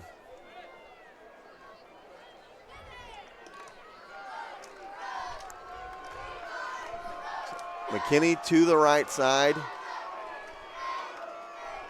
Going to put Marsh out to the right side and move from the left to the right is Whitehead, and they're going to go in motion with Griffin. They're going to look to pass. They throw it deep downfield, overthrow everybody by about 5-10 yards, and it brings up 3rd down for Oak Grove from the 43. I know their kicker's got a leg, but he doesn't have one into the wind for be about a 60-yard field goal here. You got to figure it's 4 down territory for Oak Grove, or they may think about punting and pinning the Cats deep because their offense has not gotten anywhere. Yeah, we've not really been done anything since the first drive, so playing possession ball, I would probably punt if they don't get anything here. So Marsh comes to the near side, right side. They're going to go in motion with Griffin as well. They're going to roll out this side again. They throw it to Marsh. Good defense. Great open field tackle. This time, Percival I was going to say, if they didn't blow that play dead, it's a gain of a yard, so 4th and 8 coming up for the Panthers here. With 9 minutes to go, just a little over 9 minutes to go. And they're going to put the punt unit out there. I'd still watch for the fake. Especially with 3 people on the left side, I would still watch for the fake and make sure that they don't. Make sure they punt it. Yeah, and the Cats don't have anybody deep to return this one. And Marsh is going to kick it deep, see if he gets the roll the right way. It does. It's going to roll dead at about the 16-yard line, and that's where the Cats will take possession. Percival almost got hit with that one, which would have been deadly for the Cats. So a explosive third quarter for Oak Grove has turned into a stagnant fourth quarter for both sides so far. Just a little over 3 minutes gone by in this fourth quarter. Cats lead by 3. They're looking for a touchdown to make it a 2-score game.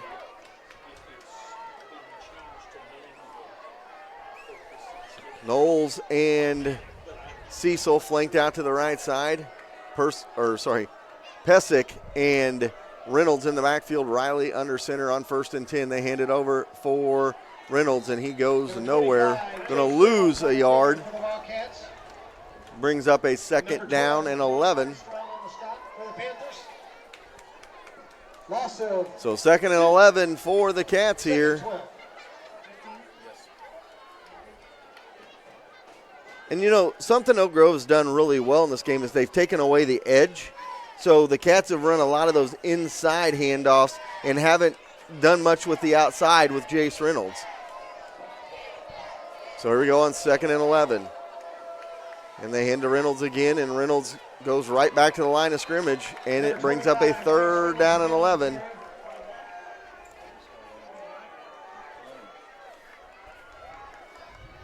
Number 6 here, McKinney, so and others on the tackle for the Panthers. Brings up 3rd and long for the Cats. And in a situation, you gotta try something a little different on a 3rd and long like this. You don't want to go with just a straight handoff, but you want to maybe go backdoor screen.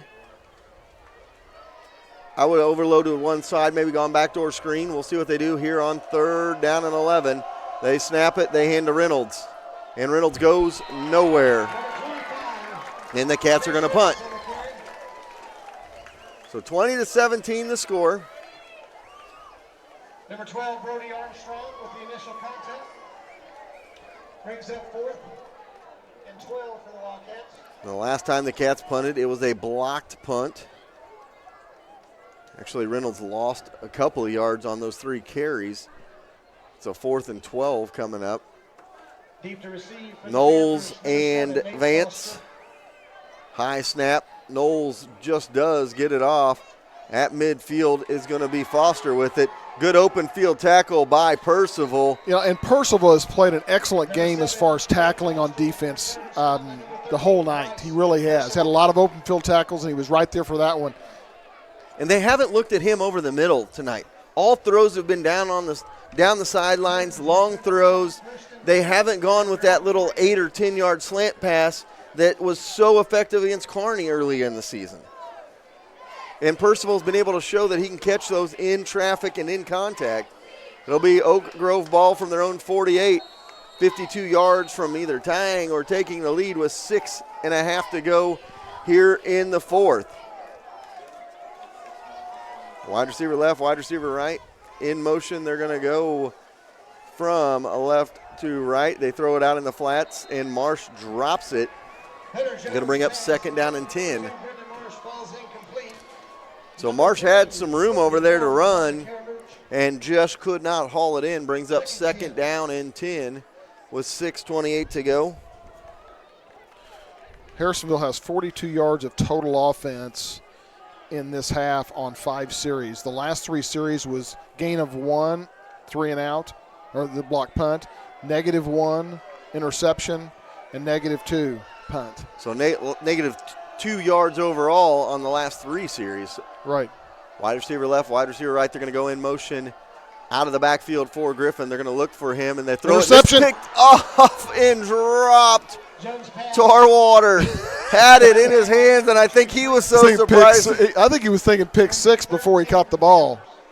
Tarwater puts his hands on his head and knows he dropped a sure interception and maybe a sure touchdown, as there was nobody on that side of the field, and it brings up a 3rd down and 10.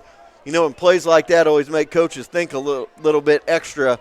You may see a counter or something from Oak Grove on 3rd down and 10 here, a run instead of a pass play. So there's a whistle and a timeout on the field. Timeout Harrisonville on 3rd and 10. We'll take a timeout as well. We'll be right back after this.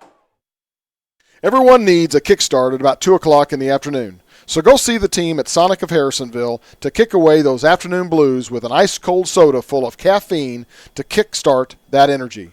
The best part, 2 to 4 p.m. is happy hour, so you can kick away the cobwebs for half price. And while you're at it, don't forget to grab an afternoon snack with some cheesy bites or jalapeno poppers. Also, go to the4ts.com and sign up for the Wildcat Kick Contest. So kick away those afternoon blues and get to Sonic today. You know, when Sean Carruthers got hurt a little bit ago and they took him off the field, my 5-year-old asked my wife, who took him off the field? And they said an Oak Grove coach, it looked like. And my son says, they would do that for us? He said, that was really nice. So teaching my son, learning good sportsmanship early on, just 5 years old, trying to figure out why the Oak Grove team was helping the Wildcat off the field. So 3rd and 10 coming up. Wide receiver McKinney is out to the left side. Marsh goes out there with him. We'll see if Griffin heads that way as well, and he does. And here we go on 3rd and 10. They're going to hand off inside to Whitehead. He gets about 2 yards, and that's going to be it. Going to bring up 4th down and 8. With 6:10 to go as the clock rolls. And the Cats lead 20-17. Number 57, Trevor Campbell of the Wildcats. Trevor Campbell, who's back in the lineup tonight with the tackle. Tarwater and Knowles go back to receive this one. Marsh stands at about his own 35. Tarwater, number 3, Colby Knowles. And Rogers was there, could not get a foot on it, but a short, low punt bounces out of bounds at the 31. At the 31-yard line of the Wildcats, where they'll have it 1st and 10. So, you know, the wind had died down there for a little bit, Gary, but it is a ripping now here in the 4th quarter. It is 1st and 10 Wildcats with 5:40 to go here in. Well, and they control their own destiny here. They have the opportunity to eat up some clock, go down and score a touchdown. If they do, it puts the score up 2 scores, and would make it very difficult on Oak Grove to be able to come back.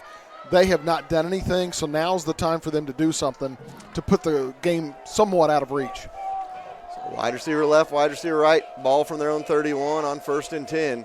And they're going to feed Reynolds, and Reynolds bounces to the outside. Gets a good block on the near side, and Reynolds switches hands to get it to the outside. About an 11-yard gain, and Jace has to be careful there. He tried to switch sides to get the stiff arm on the inside hand and almost put it on the turf. It's an 11-yard gain for the sophomore. And that's a Troby's Maytag Home Appliance Center 1st down. Think Troby's first. When you think home appliances, 5:30 to go here in the 4th. Cats lead by 3, trying to drive for a 2-score lead. And that good block, I didn't say who it was by. It was by Cecil. He turned around and got a good block. And Reynolds again. And Reynolds breaks off a tackle and gets another 10 yards. Jace Reynolds again on the carry.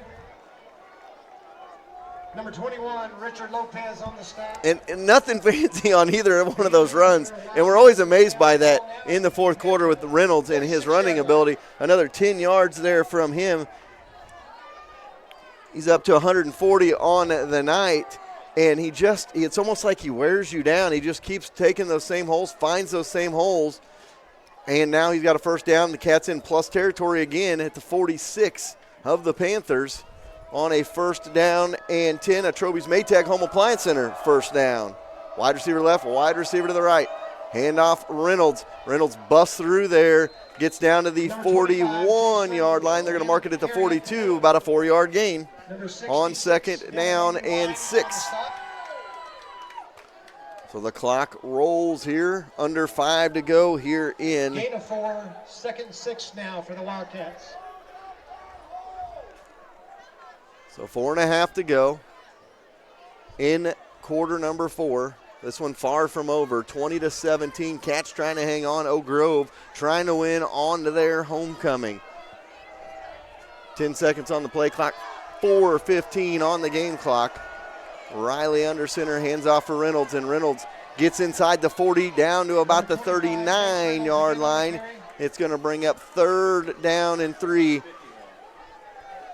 And the Cats are running this as if they're in 4-down territory as well. Just dives up the middle here, gaining 2, 3, 4 yards a carry right now, Gary. Yeah, and I mean, it's eating up clock. It's also, causing the defense. I mean, they're getting tired, obviously, of being out there just being pounded and pounded. So hopefully, if we can get another 1st down, that's going to be a huge.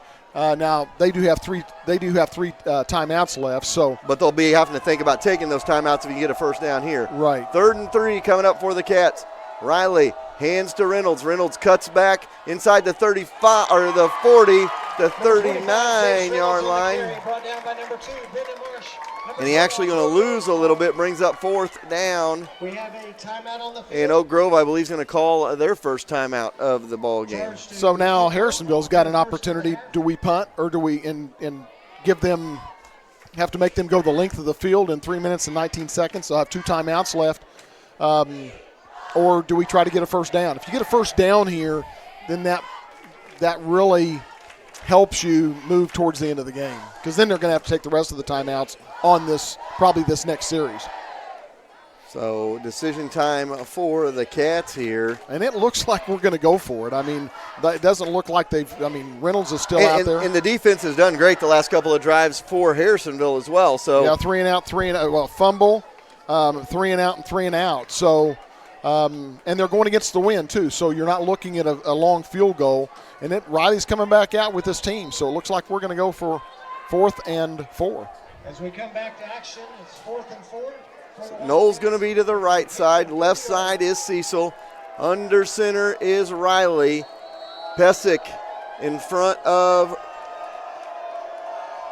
Reynolds, and they go in motion to the near side here. It looks like they may be just trying to draw them off sides here. Cats figure they're not going to move. They're going to call a timeout.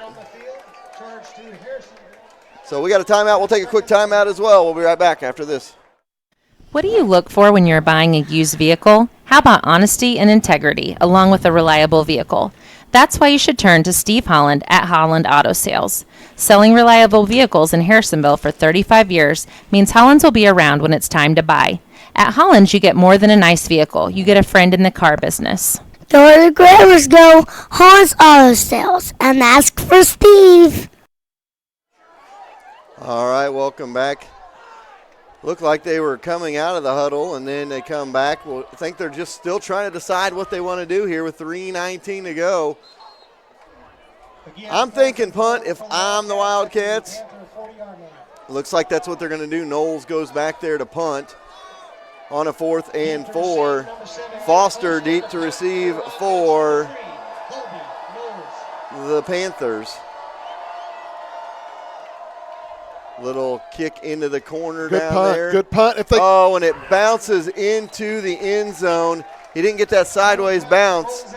He got the bounce into the end zone. So 80 yards from Pay Dirt for Oak Grove with 3:12 to go here in the 4th quarter.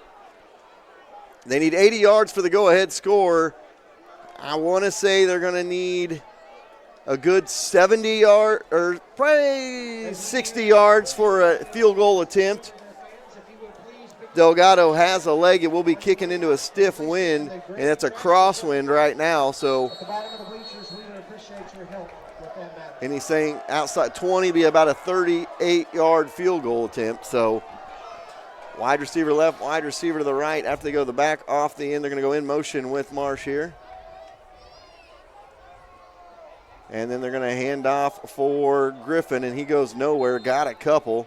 Brings up 2nd down Stop by number 40. So 2nd and 8. If you're the Cats, you got to be smart here too. Oak Grove's done this before. They'll lull you to sleep with these little runs, and then they'll find you deep on a pass route.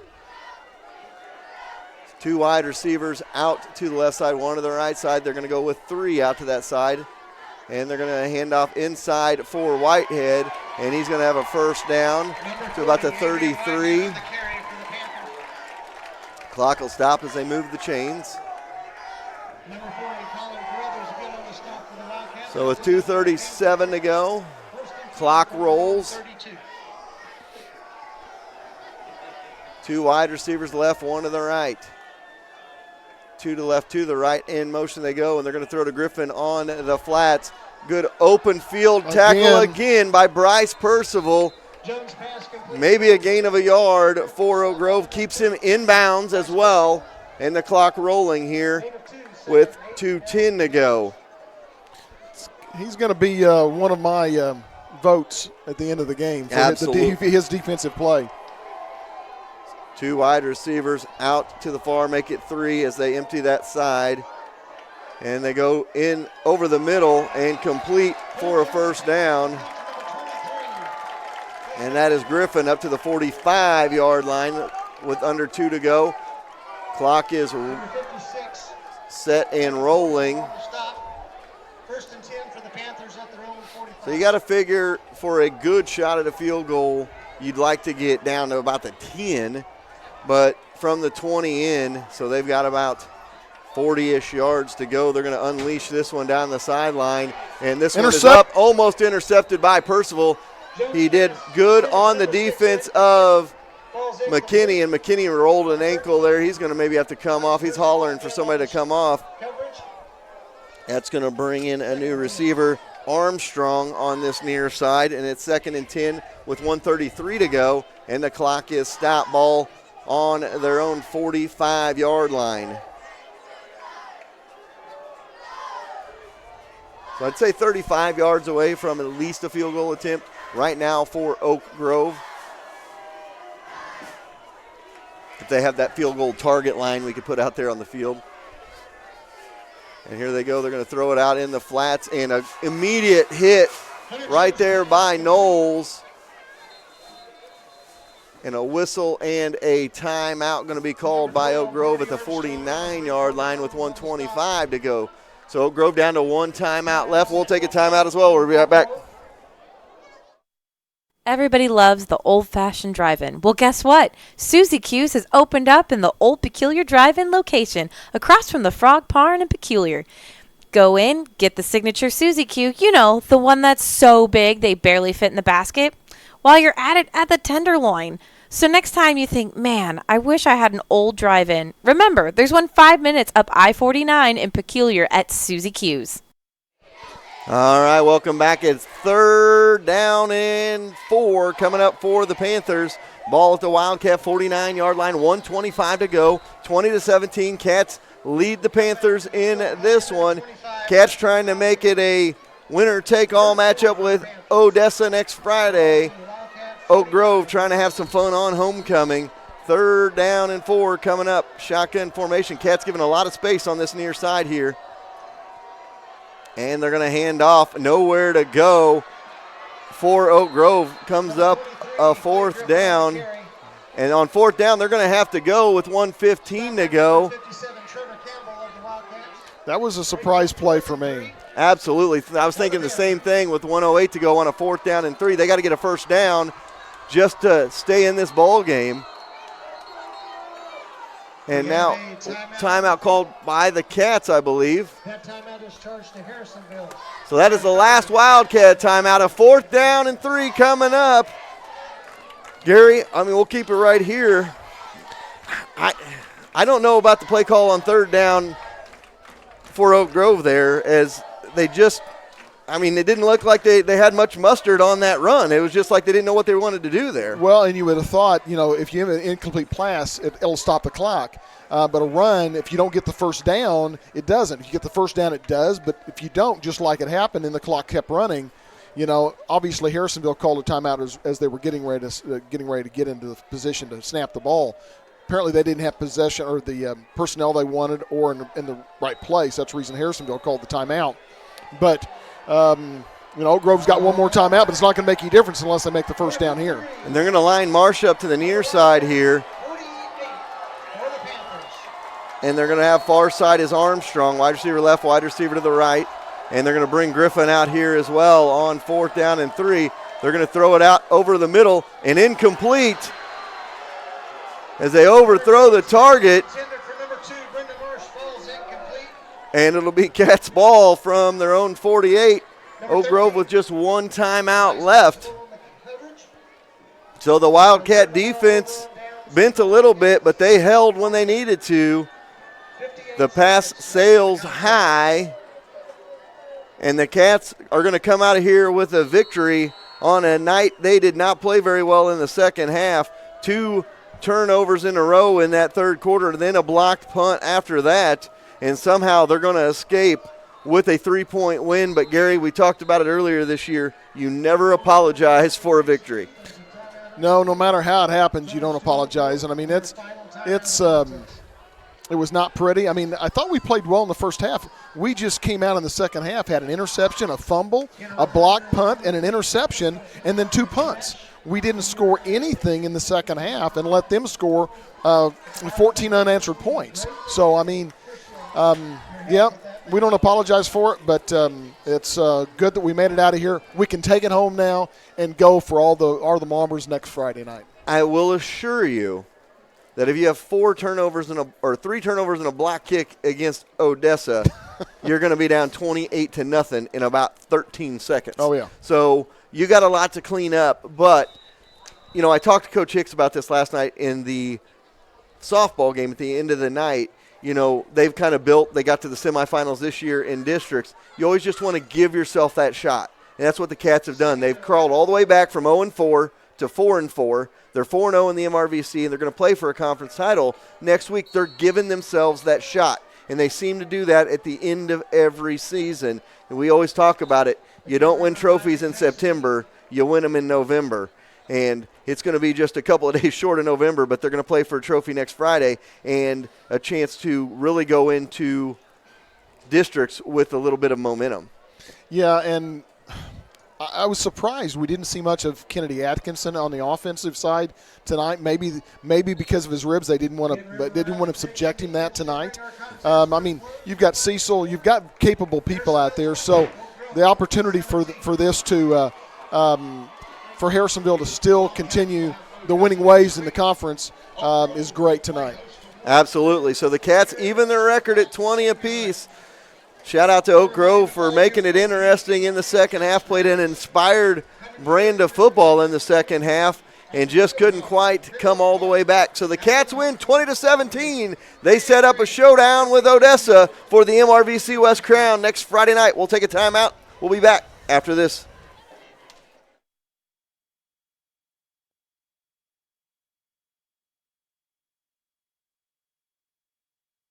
When it comes to your vehicle's maintenance, we know you have plenty of options. Sometimes so many options can make it hard to find an honest, reliable automotive shop.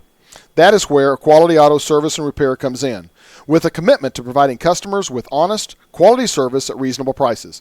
Our technology and expertise provide you with the best car care imaginable. We take pride in diagnosing your vehicle correctly and getting you back on the road quickly. We are family owned and operated since 1995. For an appointment, call 816-380-7267. Quality Auto Service and Repair, building relationships through automotive service. It's who the Davidsons trust for auto repair. Does your lawn need some TLC? Owned and operated by 3 generations of Wildcats, Held's Turf Farm is your local stop for sod and topsoil since 1971. Whether you need 1 roll of sod, 1 scoop of dirt, or a whole truckload, we have you covered. A new home in your future? Give us a call at 816-540-2020 and set up a quote for new sod installation. Held's Turf Farm is located between Harrisonville and Pleasant Hill and is open 8 to 5 weekdays and 8 to noon on Saturdays.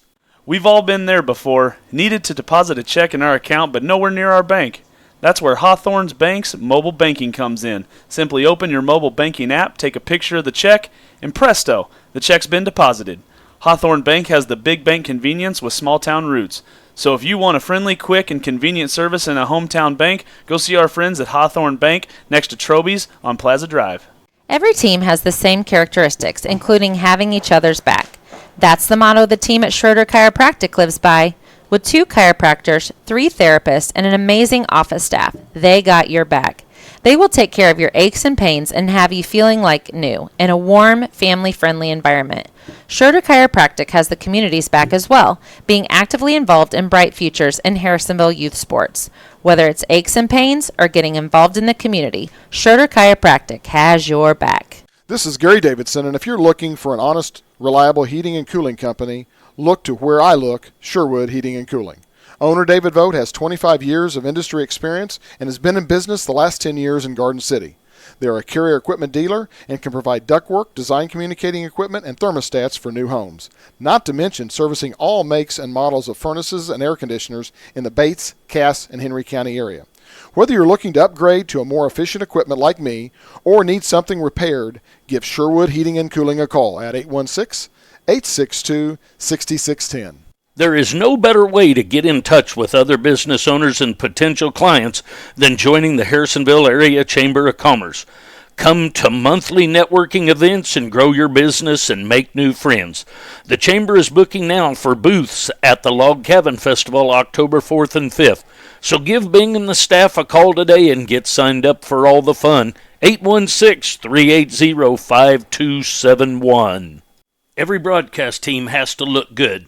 The 4T's crew is no different. That's why we trust C-Squared Embroidery and Screen Printing to outfit us for each broadcast. Offering full-service screen printing, embroidery, promotional products, banners, and more, they can take care of you. When you're looking for a company to make that next shirt, stop looking and call C-Squared Embroidery and Screen Printing at 660-885-2447 or find them on Facebook or Instagram. All right, welcome back to the Postgame Show, brought to you by our Postgame headquarters, Forged by Fire in Harrisonville. Go over and celebrate your Wildcats with an appetizer after this win, a thrilling win. And if they're still back there watching live, I want to thank them for watching. They usually have a watch party when we're on the road and at home as well. That is Forged by Fire in Harrisonville. Gary, it wasn't pretty in the second half. It was a great first half. You're up 20-3 going into halftime. You like your chances in the second half. But interceptions, fumbles, block kicks is the story in the second half. They had three interceptions in the second half? 2 interceptions and a fumble. And then they had an interception in the first half, I believe, as well. So, one of those games, kind of windy. River maybe putting a little bit too much air into the ball. But you got to credit, I think a lot of that credit goes to Marsh on their defense for being able to read what River was doing and come over and get some of those interceptions. But bottom line is the Cats get a win. We don't apologize for it. You moved to 4-4. You're 4-0 in the MRVC. You set up a showdown with Odessa. Good news is you're 4-0 and you set up a showdown with Odessa. Bad news is turnovers and penalties and mistakes against Odessa are going to culminate in a lot of points. Knock me out of the booth if I say anything about a penalty next week. Well, I don't. Never mind. You would do that. I'm sorry, Jerry's back there saying, "Can I do it? Can I do it?" That one series, we had great runs by Reynolds, and every one of them got called back, which got us in trouble, and ended up having to punt on that one. But our second half was horrendous as far as the first several times we got the ball. Well, we'll talk about the second half here in just a second and the overall stats. Let's talk about our players of the game. First, I'm going to talk about our teammate of the game. It gives you that fanfare, or it gives you that effort without any fanfare, brought to you by Insurance. Sorry, Chad's having a choke moment. Okay, sorry about that. I knew that was coming on, and I was like, I don't really know how to stop that. Okay, tonight's teammate of the game, Give is All Without Fanfares, brought to you by Harrisonville Insurance teammates Lacey Dominick of Shelter Insurance and Cameron Chenoweth of American Family Insurance. Give them a call for a quote today. I think it's simple. We talked about it in the fourth quarter. Bryce Percival, I don't know how many open field tackles that kid had in the ball game, And, he probably saved the game for the Wildcats with his defense in the second half. I truly believe that he did. There were times whenever he was on an island by himself and made an excellent tackle. He was always there around the ball when he was, a lot of times they'd put 2 or 3 on one side or 2 on one side and then also put somebody in motion. And he was left on the island on the opposite side, and he did a wonderful job of coming up and making a tackle. And absolutely, he is my vote for that. As well. So the max effort player of the game brought to you by Max Ford of Harrisonville. You got to go to Braden Tarwater. 2 touchdowns, a 70-yard touchdown catch, a 36-yard touchdown catch, 2 receptions, 106 yards, and 2 touchdowns, Gary. That'll get you MVP of a game a lot of times. Oh, absolutely. And, he was one that has, has kind of sometimes been overlooked at the beginning of the game. I was talking about Knowles and Atkinson and really didn't say a whole lot about Tarwater. And here he comes out and hits the 2 touchdowns, long passes. The first one, 70 yards, and strided it out and had a couple of people on his heels and was able to get to the end zone. And so you got to be happy with that. I hope I want to go back while probably people are still watching. I'm wishing and praying the best for Crothers. He obviously left here with and he was talking, but he was obviously in a lot of pain, and so we wish him very well. Absolutely, and like I said, and when that happened in that third quarter, his brother came over. He's got a twin brother.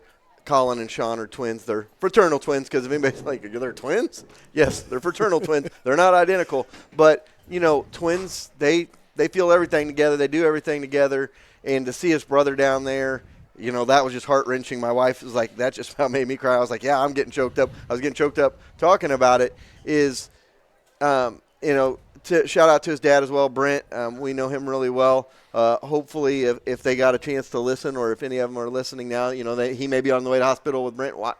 Watching the end of this. Get well soon, Sean, and I will be around to give you a little bit of grief before long. We always like to barb each other. So, Sean, get well soon. Colin, go take care of the bro, and I just want to give a shout out to them. So I'm going to let Gary take over with some stats. Then we'll talk about our next game and get out of here. Okay, I'm going to go back to the scoring real quick. All our scoring was in the first half. First quarter, 6:08 left, a 70-yard touchdown pass to Tarwater from Riley. The extra point was good, made it 7-0. Then in the second, 5:24 left, 36-yard touchdown pass again, Tarwater from Riley. Extra point was good. That made the score 14-3. And also right before the half, 1:13 left in the second, 16-yard touchdown pass, Riley to Knowles, and the extra point was missed, made the score 20-3. All the scoring in the second half was all by Oak Grove, with making the final score 20-17. Harrisonville comes out victorious. Reynolds ended up with 29 carries for 147 yards unofficially. Pesic had 2 carries for 3. And then Tarwater was thrown at 3 times, caught the ball twice for 106 yards. As we said, both of them were touchdowns. Knowles had 1 catch. That was a 16-yard touchdown reception. And Cecil had 1 catch for 9 yards. Total offense for Harrisonville, 284 yards. We split the time of possession with Oak Grove. Each one of us had right around 24 minutes of time of possession, so neither team had more than the other. And so for stats, I think the big thing is for us, we went 4-4, so we lost 4. We've won 4 in a row. Hopefully we'll come out next week with a little bit, because you're right. If we come out in the second half or in the first half and have an interception, fumble, punt blocked, and interception, punt, and punt, I don't think that will win us a game against Odessa. No, you're absolutely right. And we've talked a little bit this year, and we've even barbed a little bit maybe about, we'll be interested to see where Oak Grove is. They're putting 50 points on the board most games.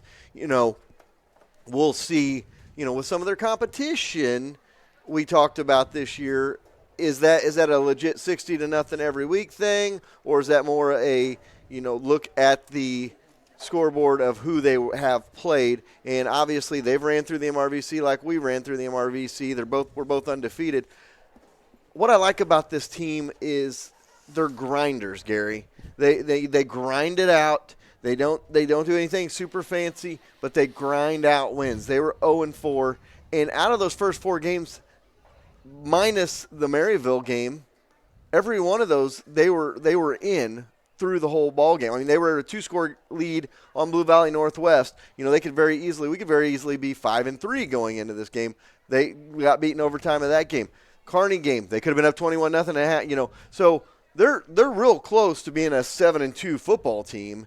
But they're also, if you look at some of the other games, they're really close to being a 4-4 or a 2-7 football team. So bottom line is they got the win. They've grinded it out, but you've got to play your A game against the Bulldogs next Friday night if you want a chance at a conference title. You've got to, from here on out, has got to be your A game, because next week is conference, and then you start districts, and it's win or go home. And so you have got to bring your best game each and every week from now on. And I'll be interested to see how the district standings seed out tonight after this game. Warrensburg did win.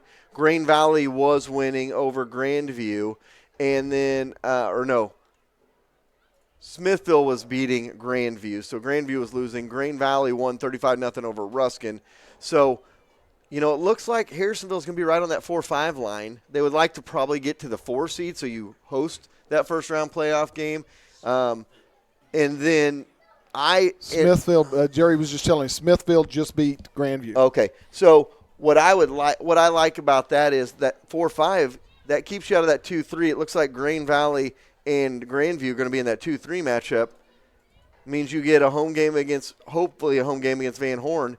Then you would go on the road to Warrensburg, a team you beat already, and feel confident that you can match up with, and then wouldn't get a Grain Valley or a Grandview until the championship. So that's a long way down the road, but nevertheless, see how it shakes out for the Wildcats. Again, they win tonight 20-17. It was a grind, but they moved to 4-4 and 4-0 in the MRVC. Want to give a shout-out to our official outfitter. 4Ts is outfitted every Friday night by C-Squared Embroidery and Screen Printing out of Clinton. Give them a call to outfit your crew today. That is Cindy down at C-Squared Custom Embroidery. She took care of us. We got some great polos, some great pullovers. And that's going to wrap things up for us from Oak Grove. I want to give a shout-out to Braxton Grammer because I know he's probably still listening. You better talk Mom into staying up. Guess what? It's Friday night, and it's the weekend, Braxton. So for Braxton Grammer, for Larissa Lamb, our videographer, for Jerry Forschler, and for Gary Davidson, I'm Chad Grammer saying good night from Oak Grove. We'll see you next Friday night as the Cats go for a conference championship.